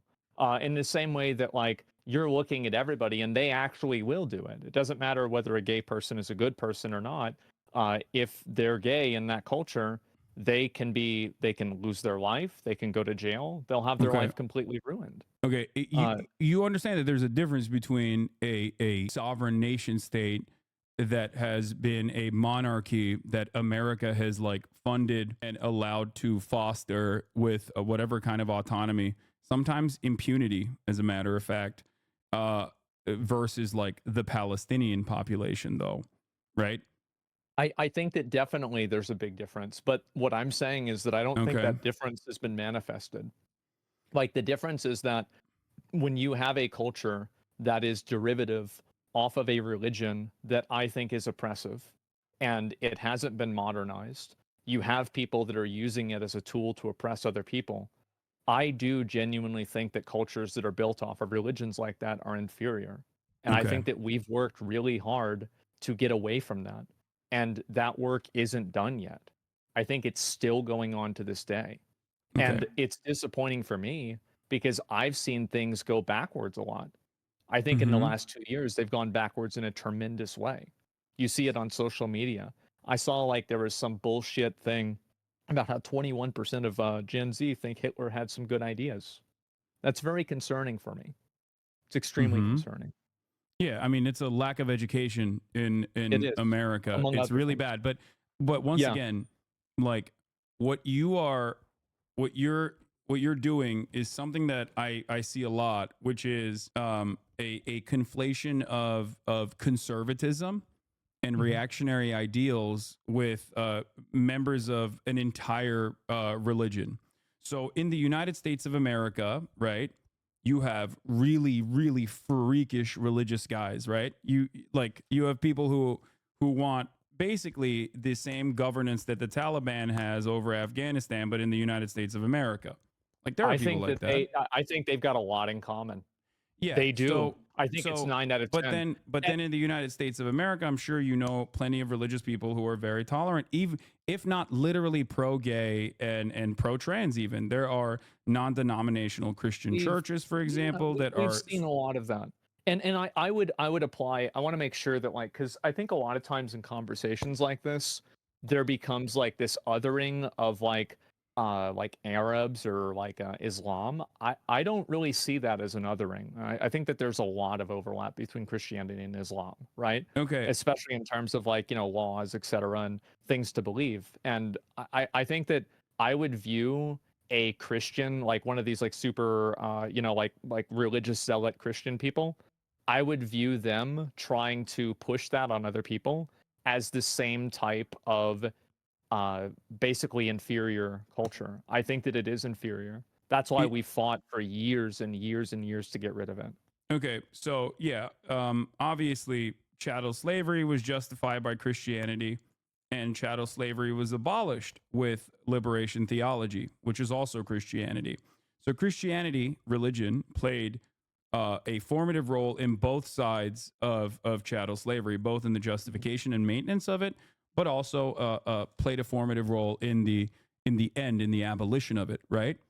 That's true, So- but I want to make so- sure that we're drawing a distinction real quick between following a religion and then having a government that is a religious theocracy Yeah. that bases its laws off of that religion. I think that most people that are of any religion just want to be able to get along. Okay. I think that's very much true. So, But the problem is that if you have a government that is based off of that religion, I can't think of a single government that's based off of a religion that isn't bad. well, I mean, Americans are the American Republican Party is desperately trying to bring that back as best as they can, but They're trying to make them. They've made it legal to teach that it's mandatory now to teach the Bible in Oklahoma. Yes. So You saw that. Yeah. Yeah, I did. So you understand that those are people, some of which are genuine like religious zealots, and others who are simply utilizing religion as a galvanizing factor to be like, see, I'm a religious person, right? Like, Oh, I think people that we have know different somebody like that. aspirations. People have different motivations for why Yeah. they advocate for certain things. Okay. So that very I think same that that's principle, very common. That Yeah. people use religion as a tool to, like kind of enable that type of behavior. great. So Sure. so herein lies the problem. That very same principle exists in the Muslim world, which is endlessly diverse, and there are, it's the fastest growing religion. It is. It I is. think it might have actually overtaken Christianity in terms of numbers. And I think it's 1.6 billion now. That's and the yes, number I last heard. and Yeah. religious governance differs from country to country. I'm Turkish. I come from a country that is nowhere near as fundamentalist. It's supposed to be secular. Mm-hmm. Obviously, Recep Tayyip Erdogan is very similar to Donald Trump in terms of how he utilized Islam to make himself to give himself a more prominent role in Turkish society. Was able to both bastardize religion and also simultaneously use it for social repression, social oppression, and cultural repression in general. So I personally understand I've withstood the direct consequences of that, of a society being redesigned. And perhaps that is the reason why I know that there's a difference between simply monolithizing an entire religion versus people who are championing religion, Islam in this case, to meet their own authoritarian governance demands. And that's simply what it is. A lot of people don't like the way that their government operates. There are gay Muslims, there are queer Muslims, there are queer trans people. They have unfortunately not had any breathing room to be able to advocate for civil rights in many parts of this region because they have been consistently pushed back against, and also don't have any fucking time or space to be able to do such a thing when they're under direct occupation. That's the issue. But And if would the- you come to the same conclusion that basing decisions off of that religion and making laws based off of that religion is a bad thing? Yeah, of course. I don't. What do you mean? Okay. I don't. I don't okay, agree in so- theocracy at all.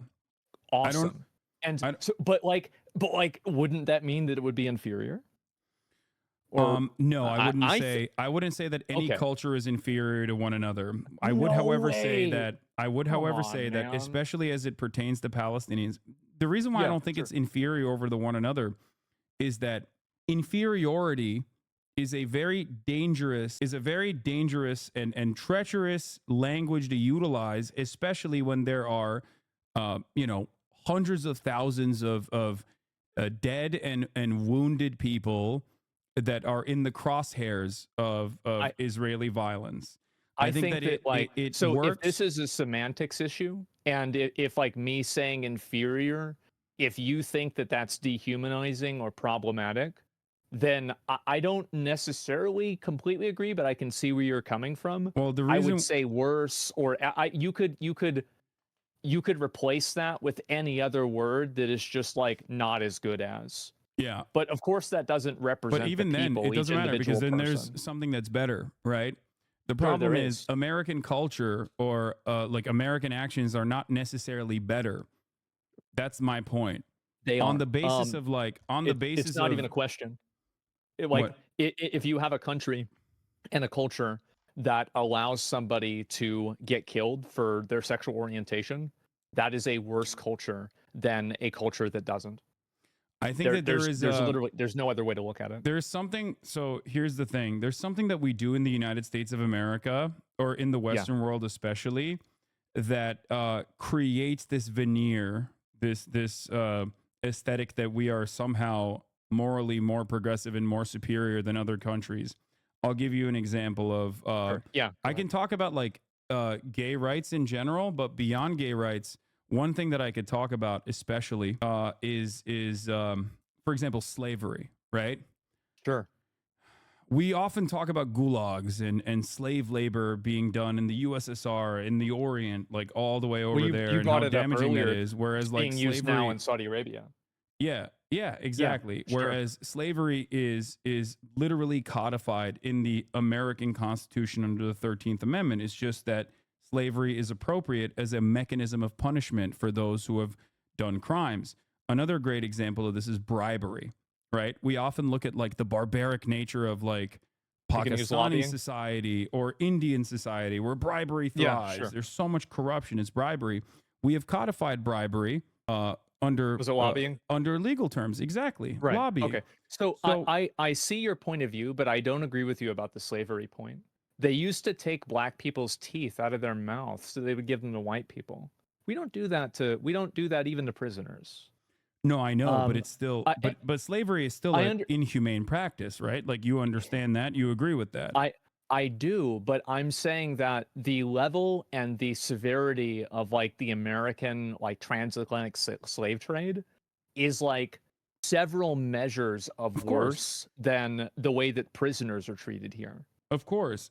No, chattel slavery is a unique evil, and every single historian will agree with you on that front, that many cultures have practiced slavery throughout time, none of which as uniquely evil as chattel slavery, because there is obviously a like scientific racial aspect to it in terms of like indentured servitude. Indentured servitude, for example, did not mean that like your next of kin was also enslaved in a similar fashion, whereas chattel slavery is different because if you're black, that means you are inhumane. It means you're inferior.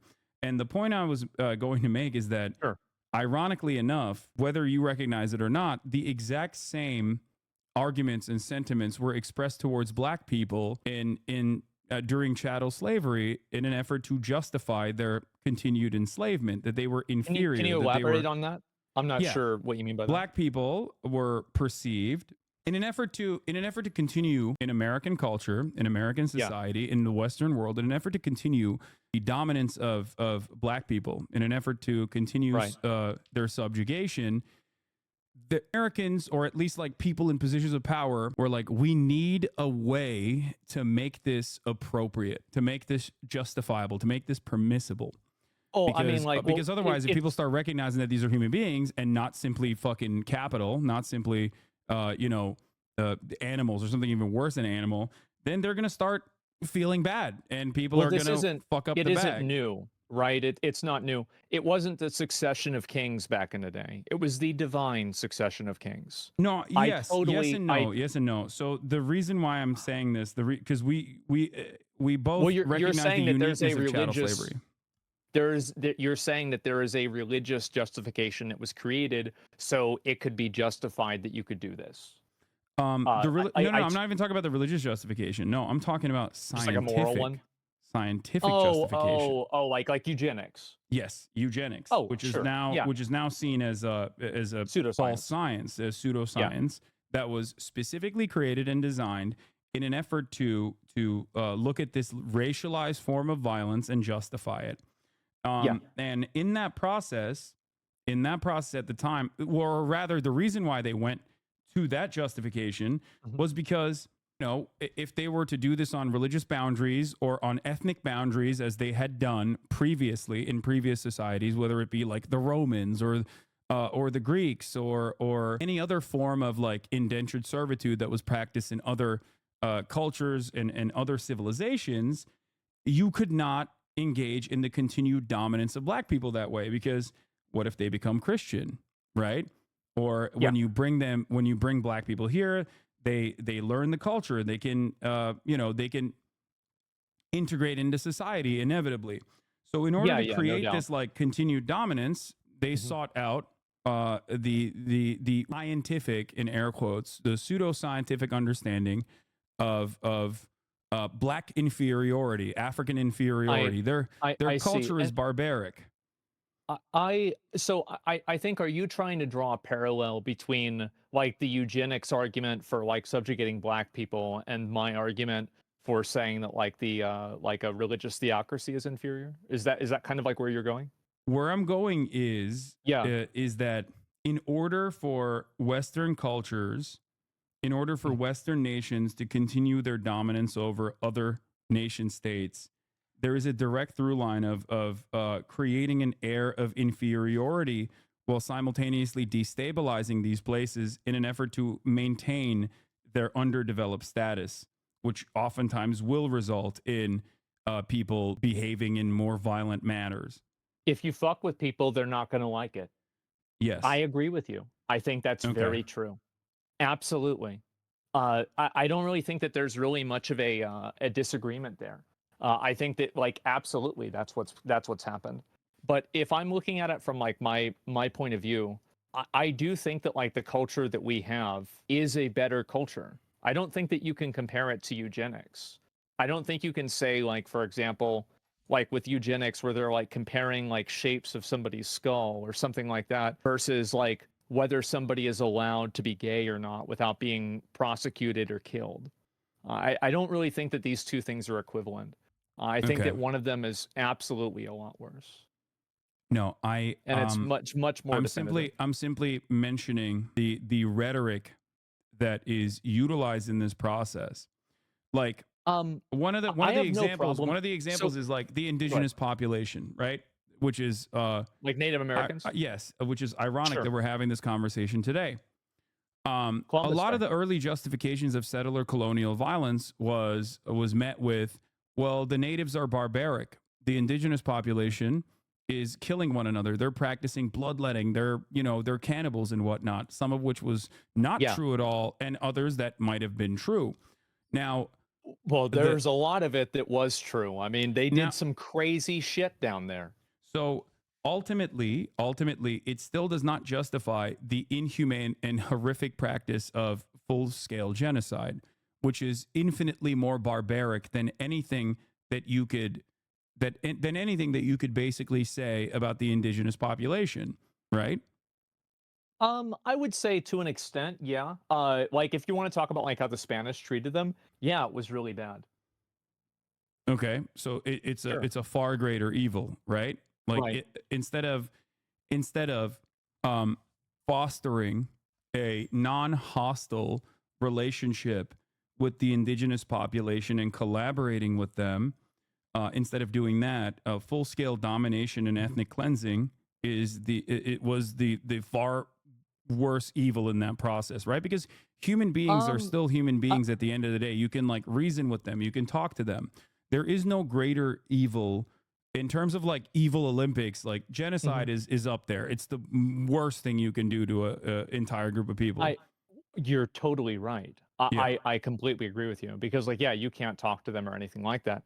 But what I'm saying is that I think that those people were killing others of them all the time. Like they were doing that too. This is I mean we're doing an evil tier list, right? Yeah. And so like you're saying that this one is kind of a little bit worse than the others. And, No, and I not a think that little bit. my No, no, no. I think far worse. okay, Far more I mean damaging. Far that's more fine. damaging historically and Mhm. throughout time. Like, I guess my argument is like, I Yeah. don't care if, like, for example, Jewish people in the Holocaust, like, if they were homophobic, for example, like, I don't think that would justify the Holocaust. No. You agree Obviously with that, not. right? Okay. Yeah, of course not. Then what your statements about Palestinian culture and the reason why a lot of people on Twitter are mad at you now is a similar sentiment being expressed, whether it was inadvertent or not, that their inferior culture is being wiped out, and you don't care if an inferior culture is being wiped out.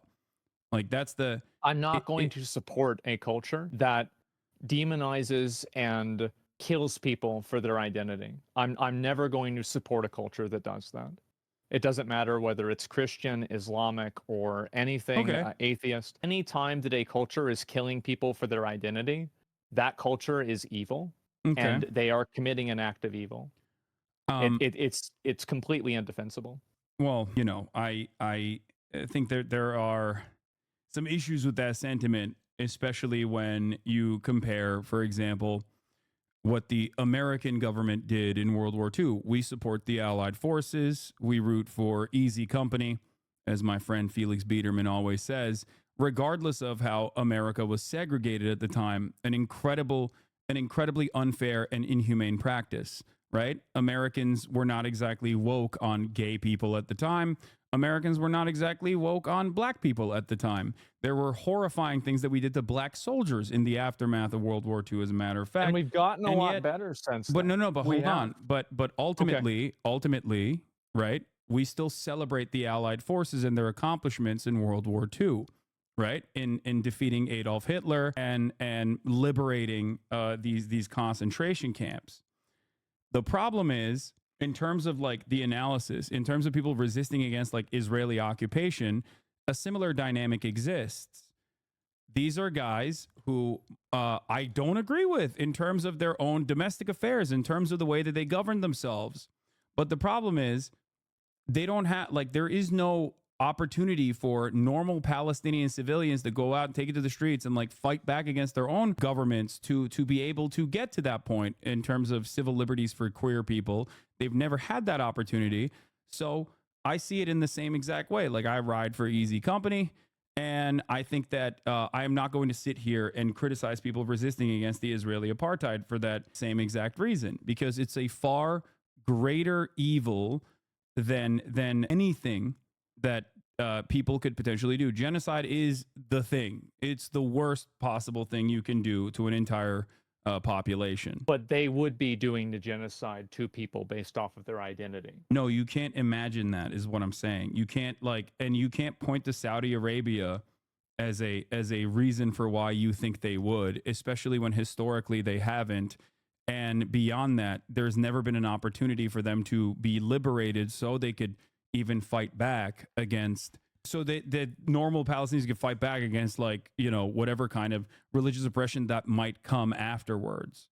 So your perspective is that you think that if Israel wasn't doing this, that Palestine would like basically progress through these social issues in the same way that we have. I think all people, when they no longer are subjects of colonial oppression, will inevitably come to that recognition, just like Americans did, where there is more breathing room, where there's more of an opportunity for people to fight back in that, like, work their way through those hierarchical needs.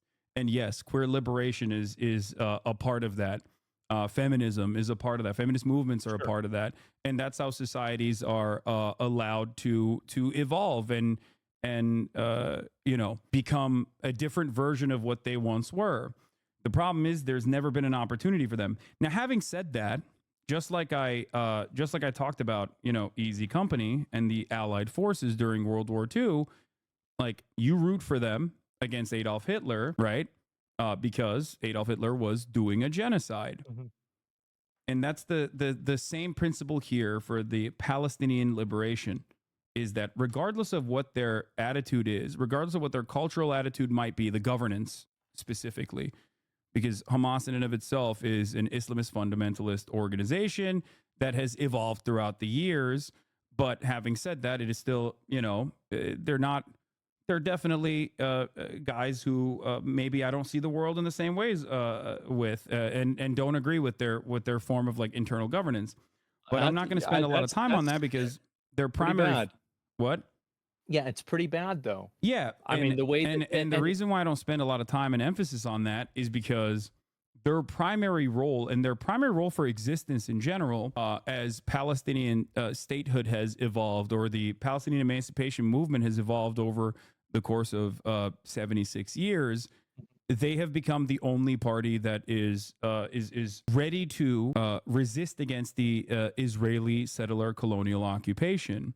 So that's my analysis there. It's that It's not going to stop. Palestinian people are going to continue to be mercilessly and ruthlessly dominated by the Israeli apartheid as they have historically. And I'm not going to fault and find ways in which, like, I'm not going to spend a lot of time on the disagreements that I have with either their tactics or even the way that they would potentially govern themselves, because I think it bears no basis in the grander scheme of things. I do criticize the tactics, especially like, I mean, that was the October 7th thing. I mean, a lot of random civilians and people that weren't involved were getting killed. It's evil when they do it, and it's evil when Israel does it. Yeah. But again, I think that was a terrible okay, that's a thing. great, that's it. You made a great statement. I have also condemned the death and destruction of civilians. Now, but listen. Going back to the Nat Turner Rebellion or the Haitian Revolution or the Algerian Revolution or the struggle against the apartheid in South Africa, history is riddled with violent actions that move the needle in terms of liberation. But when all is said and done, you don't think about the practice of putting a fucking tire around collaborators in apartheid South Africa and lighting them on fire. You think about how gross and inhumane the practice of the maintenance of the apartheid was. Because if you spent a whole lot of time on what the tactics of the liberation were, it would almost come across as a justification, right? And that's my point. I don't. Okay. So you think like, and I could see where somebody would think that. Sure, I could see where somebody would come from that perspective. I don't really think that it's justified at all. I don't think that we should be fucking with them. I don't think we should be funding Israel. I think it's disgusting. It's a waste of everybody's money. Like you were talking about universal health care earlier. I think it'd be a lot easier for us to do that if we weren't shipping a bunch of bombs and resources overseas to kill random people. I totally agree with you. But I very much think that it's wishful thinking that the moment that Israel stops attacking Palestine or Palestine has some degree of independence, queer liberation is going to begin. I think that will only happen in the situation where a religious theocracy no longer exists in any capacity. Well, religious theocracy has never existed in Palestine regardless. They've never had a form of governance, let alone a religious theocracy, especially because do you think they're not making decisions based off of religion over there? Yeah, there is no religious theocracy at all. They're not like following the rule of Islam or anything like that, or whatever your understanding of a religious theocracy is. No, there are religious fundamentalists within the governance structure. But once again, it's not a part of the decision-making structure. So where do you think they it got is not the a significant aspect of their? It's not a significant aspect of their day-to-day existence because where do you think they got the idea to kill gay people then, or to put them in jail? Where did that idea come from? If it wasn't from religion. What do you mean? Well, where would it have come from? It is ultimately irrelevant in the grand scheme of things because they are still under a permanent occupation. That's my point. But it did come from. My point is that it came from a religion. Okay, religious theocracy is it's conservatism that you're criticizing, not specifically religious theocracy would be the final stage of conservatism in general. But what you're not recognizing in this process is that Palestinian civil governance, in terms of like, their mistreatment of gay people or anything like that, is totally and utterly irrelevant, especially when the only thing that we are doing in terms of our intervention there is to literally galvanize people with some more fundamentalist, some more reactionary perspectives by killing every single person. True.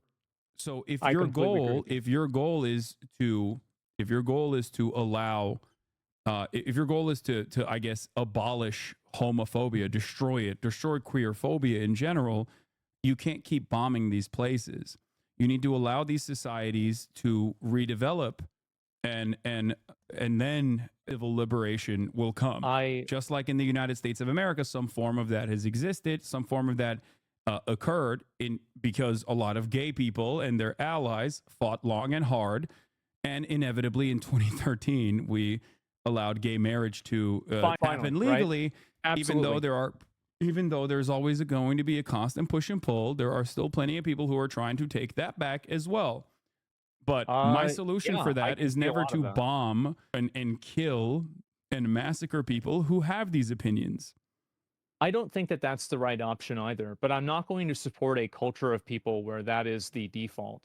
And I don't think that it's as simple as saying that because we're bombing them and because this Maslow's hierarchy of needs is happening, that this is the outcome. They like I don't really see how it's congruent You that can see how it's inconsistent though, right? Because like well you're saying that you don't want to bomb like a religious enclave, a white religious enclave in Alabama, well I don't but want you to won't bomb support Israel. them. But No, I if they don't were support being them. No. bombed, I don't think you would sit idly by. You say this is fucking completely inappropriate. You wouldn't be like, well, they're inferior in terms of their culture, so they kind of, you can make up your mind on whether they deserve it or not. But I don't remember the exact quote you said, but like I'm pretty sure it was something along the lines of like, they're gonna get wiped out, and because they're inferior, that's fine. So if you view your fellow American citizens as human beings, the Palestinians are no different in that regard. I think it's definitely different if you're talking about people that are from your country or not. Absolutely, it's Wait, different. why? Well, because they're part of your country, they're part of your culture. You're accountable to them in a completely different way. Like, of course, I'm going to feel more accountability and I'm going to care more about somebody who lives in my country than somebody that's across the world. Of course, I would think that. It's not even a Wait, question. no, they're not. Wait, but the underlying fundamentals here is that they're human beings with dreams Sure. and different opinions, or maybe even the same opinions and same exhibiting the same stages of life that you're exhibiting, and therefore all life must be cherished, and their lives are should be no different in your analysis. If we're looking at like right and wrong, their lives are no different, even if they disagree fundamentally with you culturally. They don't deserve to be bombed. No, I don't want to have them bombed. Like, that's why I don't want to support Israel. I don't want to have anything to do with it. I don't want to support this. I Okay, don't but want to have Israel is anything to still do with it. I bombing don't. them, and Sure. when you say one culture is inferior in the process of them being wiped out, saying that you're okay with them being wiped out and not saying that you support them makes it feel like you're fine with the way that things are unfolding in the I don't area. want to involve. I don't want to involve and entangle the country in another issue like that. I don't want to be involved with it one way or another. And no, I don't think that if they stopped getting bombed, they would just start being accepting of these other people with these Well, different identities. you don't know because we've never We do experienced know that. because there's other countries that are part of that same region Wait, that have the same laws, like Saudi Arabia or but Qatar. they're not the same people. You do understand that, right? Like even culturally speaking. They're coming from the same culture and they're coming from the same religion. No, that Asmongold. Do you I really don't know think how to that they're not describe this to you. Well, one, because okay, you're talking to okay. someone who is from that culture and from that region, who is like of a Muslim background, comes from a 98% Muslim country. So, and you know what my fucking opinion is in general. You know what my worldview is. So I think you I understand that don't there's that a doesn't genuine that's what doesn't diversity of thought there. yes, Monolithizing an entire region of people is literally just. you're allowed that diversity of thought because you're not there. No, that's not true. There are plenty of Turkish people who fight back against the Turkish government currently, and Turkey was significantly more secular, many, many years ago before the Erdogan regime came through and utilized religion as a bastardized version of religion as a way to invoke social repression. Turkey is still far more modernized and far more tolerant than some of these counterparts that you're talking about. But ultimately, there is no like singular attitude that every single person from this region has. Just like there is no singular attitude in the United States of America. That's why I gave you the example of like Christian fundamentalists living in a white enclave in Alabama versus fundamentalists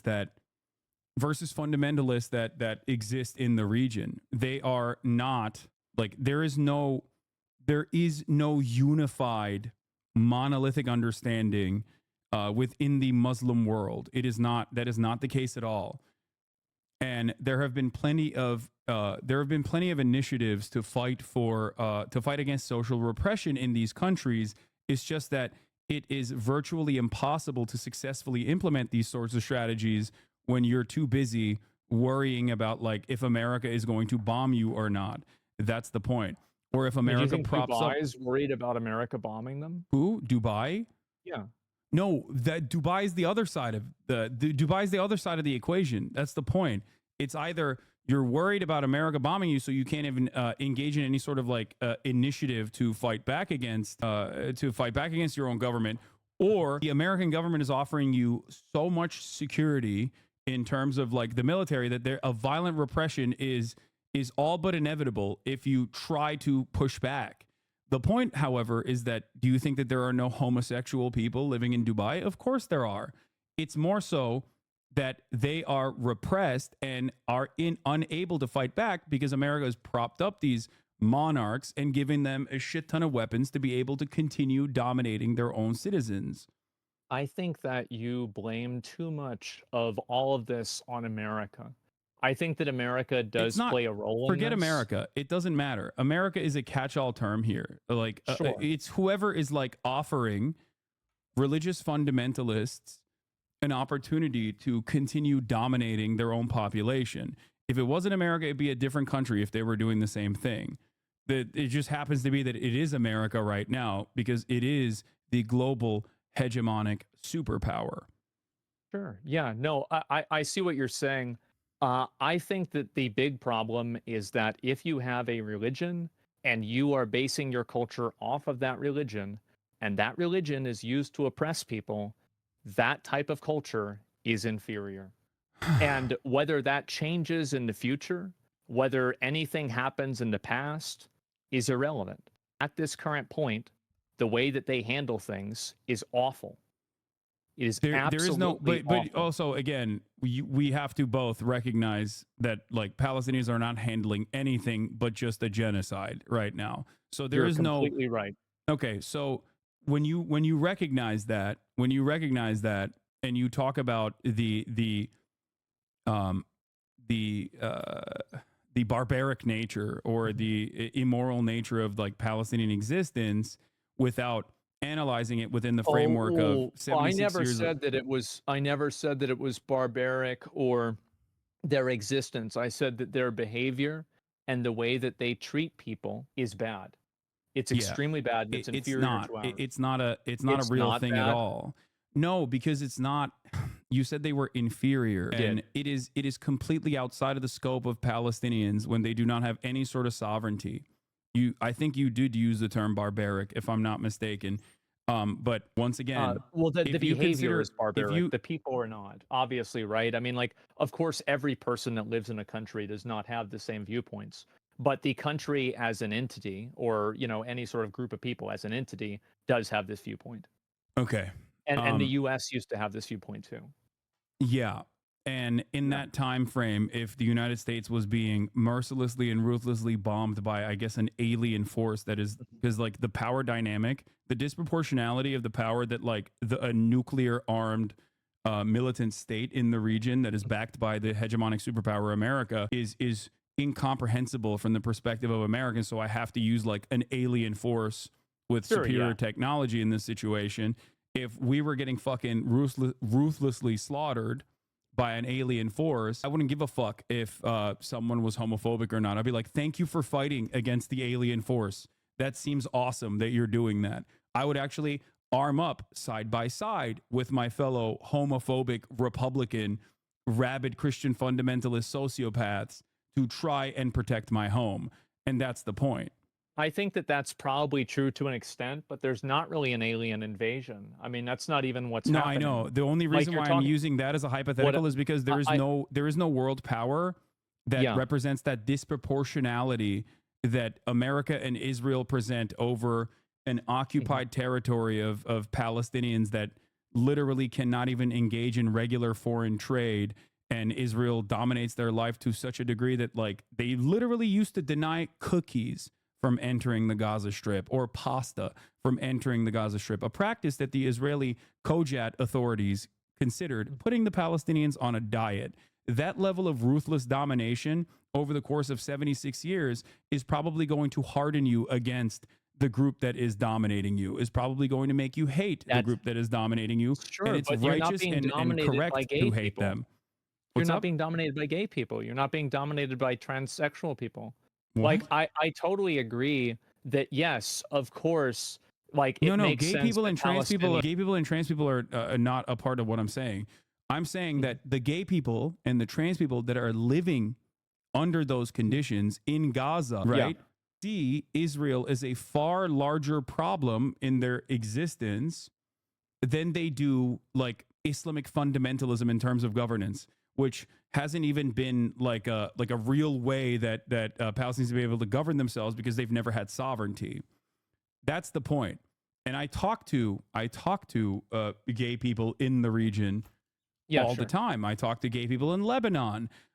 They have a similar opinion. It's not like Hezbollah is a fan of gay people in Lebanon. I've heard about that. Yes. Yeah, and yet they also view Israel as a far larger, far more violent, far more consequential force of evil than they do Hezbollah. Now, there are naysayers. You will find some people who are like, oh, I'm so glad that Israel is bombing Lebanon as a Lebanese person, certainly. But that is the reality that unfolds time and time again. And there are a million historical examples and a million contemporary examples I can point to when a much larger sovereign nation comes in and blows up your house. All of a sudden, you're not thinking about sucking dick, okay? You're just not. You're not thinking about getting gender confirmation surgery or being able to fucking get your HRT on time. You're thinking, oh my God, my house exploded. What the fuck do I do? You're thinking, I have to run. And you're feeling grateful for people who are fighting back. That's just it. And that's the existence for Palestinian people. It's not necessarily that they're like monolithically barbaric or immoral or inferior to Western culture. It's just that they're busy being like, I want cookies sometimes. And that would be nice if I could get it. And that's on a good day, by the way. On a bad day, like yesterday, they're thinking, oh my God, my family members burned in a tent hospital in Al-Aqsa because Israel lit it on fire.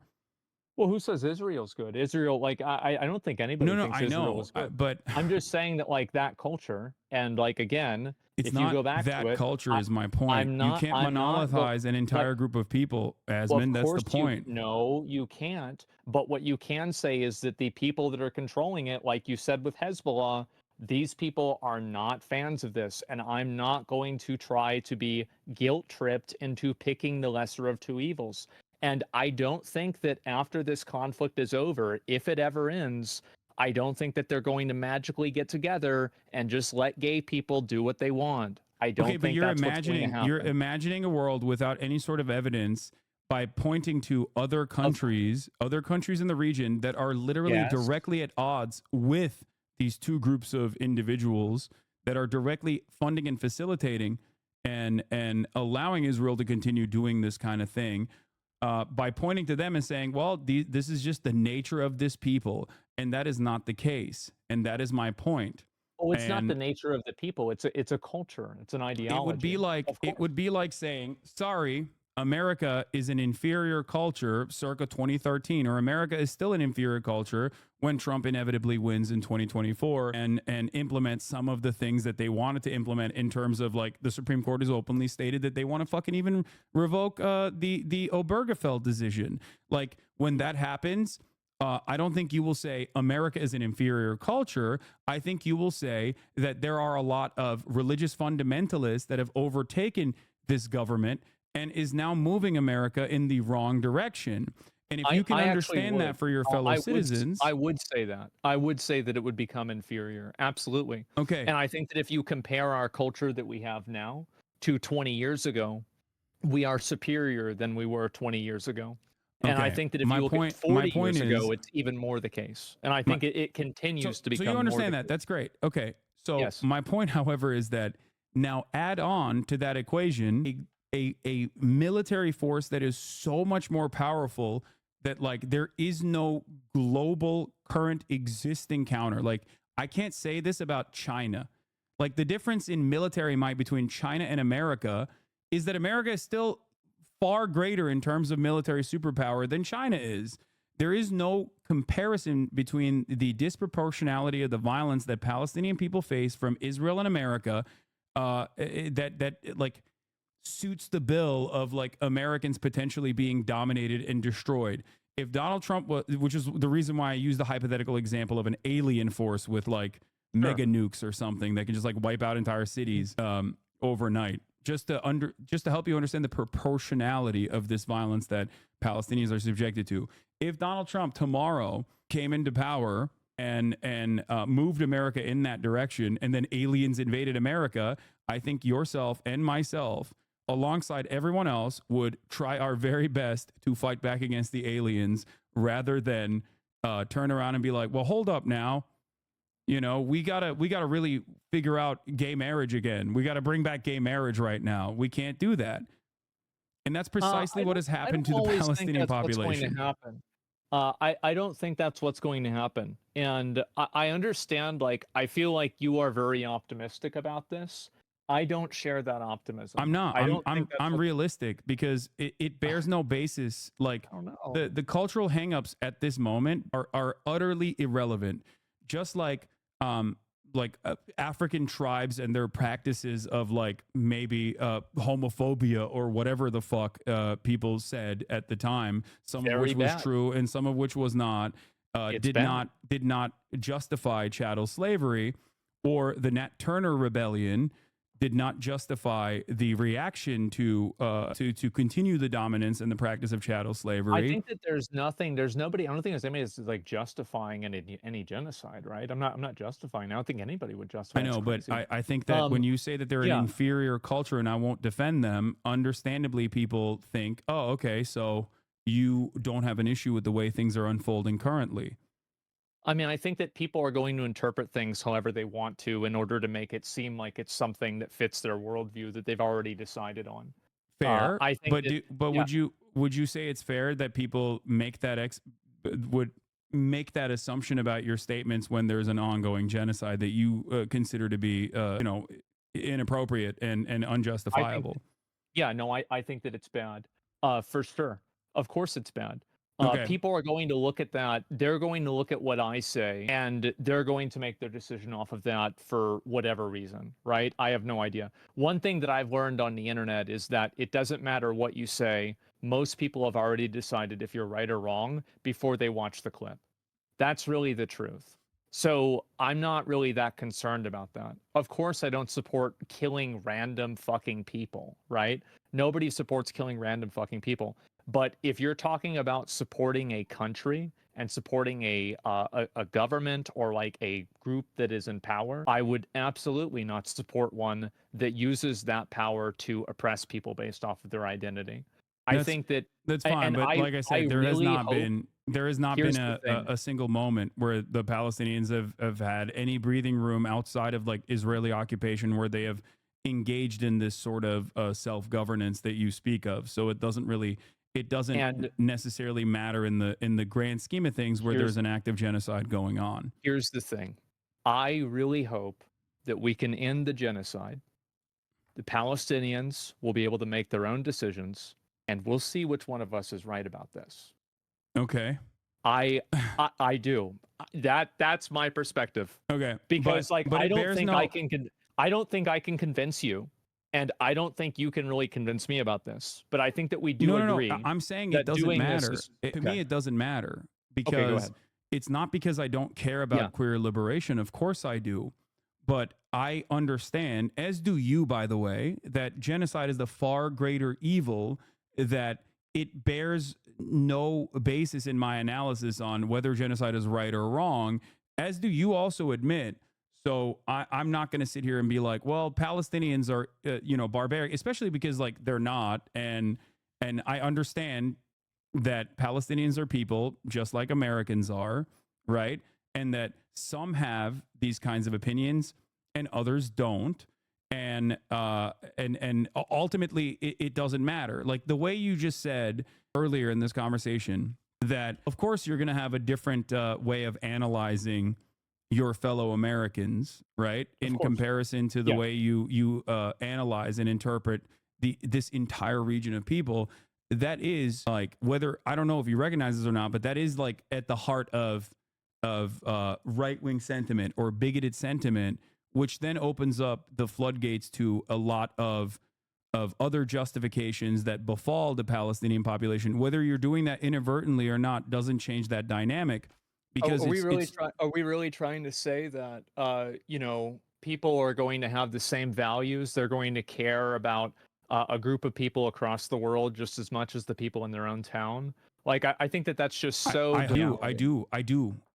genuinely do believe that, and I personally have that opinion. So yes, I am telling you right now, 100%. And it's not because I'm from Turkey or grew up in a Muslim country that I have this opinion. It is an opinion that I have, and that's precisely the reason why I say to you right now that there are people that are directly at odds with the way I view the world. There are people who want to kill me, and I still wish the best upon them. I mean this genuinely. I want them to get healthcare. I want them to have educational opportunities, and I want them to have a ladder of upward social mobility, because I truly believe that if they had these material freedoms, that it would be less likely for them to become right-wing charlatans or people who want to fucking kill me in general. Like, that's my point. And that is exactly how I view all world conflicts, that these are people, there's a diversity of opinion amongst any group of people, and there is nothing different about them, regardless of where they were born, regardless of what they believe, that if given the same exact opportunities, if a Palestinian that was born in Gaza, instead born in the United States of America, they would be just like every other American. There is no difference between the way they see the world. There is no value that is like genetically brought upon them. They are all responding to stimuli in the same way that you are. They're responding to their material conditions in the same exact way that you are. The only difference is they were born under a colonial rule, an occupation that is very brutal and very humiliating, that dominates every aspect of their lives, whereas you and I, myself included, were born in the United States of America, and therefore we have a tremendous amount more freedom in terms of what we believe, what kind of opportunities we want to pursue, and we don't live in a religious theocracy, because that would be worse. No, it's not. There is no intractable quality of people born under a religious theocracy. Like, no one, if you were to talk to regular Saudi citizens, or regular citizens from Qatar, or regular citizens from Dubai, there are plenty of people who don't like that form of governance, who want something to change, who want to change their governments so that they can live free lives in the same way that Americans, to a certain degree, in comparison to those other countries, can live freely and express themselves sexually, even though there is plenty of setbacks here in modern America as well, towards trans people, for example. And the only difference is where they were born. And I don't think that is a sentence of that automatically means that they're immoral people. I do not make my assumptions about an entire region of the planet just by the nature of where they were born. I talk to people as they're human beings. If you took everybody that was in China and you put them in a random place, what do you think the laws would be like? Do you think they'd be like Chinese laws? What do you mean? Like where? Like if everyone in China was born in the United States of America, I think that the American governance would be exactly the same. It's entirely dependent on the material conditions, and it dependent on geology, dependent on your natural resources. Like, I don't know how much more they would differ, but if a shit ton of Chinese people immigrated into the United States of America, for example, as they have, yes, they would become Americanized, as is the case with undocumented migrants, for example. There are plenty of studies conducted on this as well. We can talk about that too if you want. I think so that's a good point, but I also think that whenever you've had large contingencies of people from other cultures that come into, like, let's say the UK, They have tried to push for other laws. They have tried to change the laws there. What They do you mean? absolutely have. What do you mean? About like people pushing for new laws Like in terms of what? in terms of how people can express themselves, in terms of how people can act in public. Yes. I do need to elaborate a little bit. I'm a little confused Sure. about what you're saying. What I'm saying is that there have been a lot of instances where people that have come from another country that come into a new country make the new country like their old country. I think that's what would make sense. Is there an example of this in modern history or in any time in American history at all? Yeah. An example is that so I live in Austin, Texas, and I can drive over to other parts of Austin, Texas that are a lot closer to Mexico than they are like America. They have Spanish names, and there's a bunch of people there because a lot of those people came from another culture. Absolutely.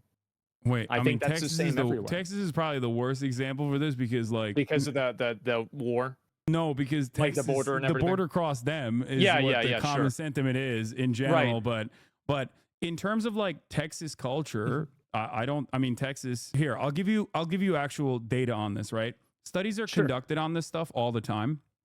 There's always a new group of migrants that are coming from a specific part of the world, whether it's because they're like economic refugees, economic migrants, or if they're like escaping war or some kind Yeah. of like political struggle in their in the on the home front, right? And whenever there's always dare I say violent resistance to that, and the qualities of that violent resistance, like that immediate reaction, doesn't necessarily change until they become a part of the in group. A great example I can give you is the Irish, for example, or the Italian migration that has occurred in the United States of America. Similar attitudes were demonstrated towards Italian people or Irish people. Oh, they're changing the culture. Bro, like there are so many redneck like Hispanic people here. The super Republican, yes. And they are the ones that are always about build the wall. Yes, Yeah. no, I totally you're completely right. Okay, so they course become that happens. Americanized, and there's data for this as well. So the data shows that Oh, it happens by the and it second doesn't generation, the data shows that by the second generation, regardless of where people are coming from, whether it's Guatemala, whether it's Mexico, whether it's a Latin American country or Norway, by the second generation or China, Americans assimilate almost completely. And by the third generation, they have completely assimilated. And there are examples of this around you that you can probably point to, people that are maybe 2 generations removed from being fresh off the boat, or 1 generation removed from being fresh off the boat, that are impossible to associate with anything but American culture. The people that we you had in my high school, we had a lot of Eric Hernandez's. Yeah, so I totally understand what you're saying. So that is what I mean when I say like most people that come from other cultures that are deemed inferior or declared different ultimately do end up assimilating to the culture of the country that they immigrated to. Well, and, two generations later, and isn't the generation by same generation people. that changes rapidly. Well, I mean, you're talking about like, you know, the way that one person is like 2 generations later.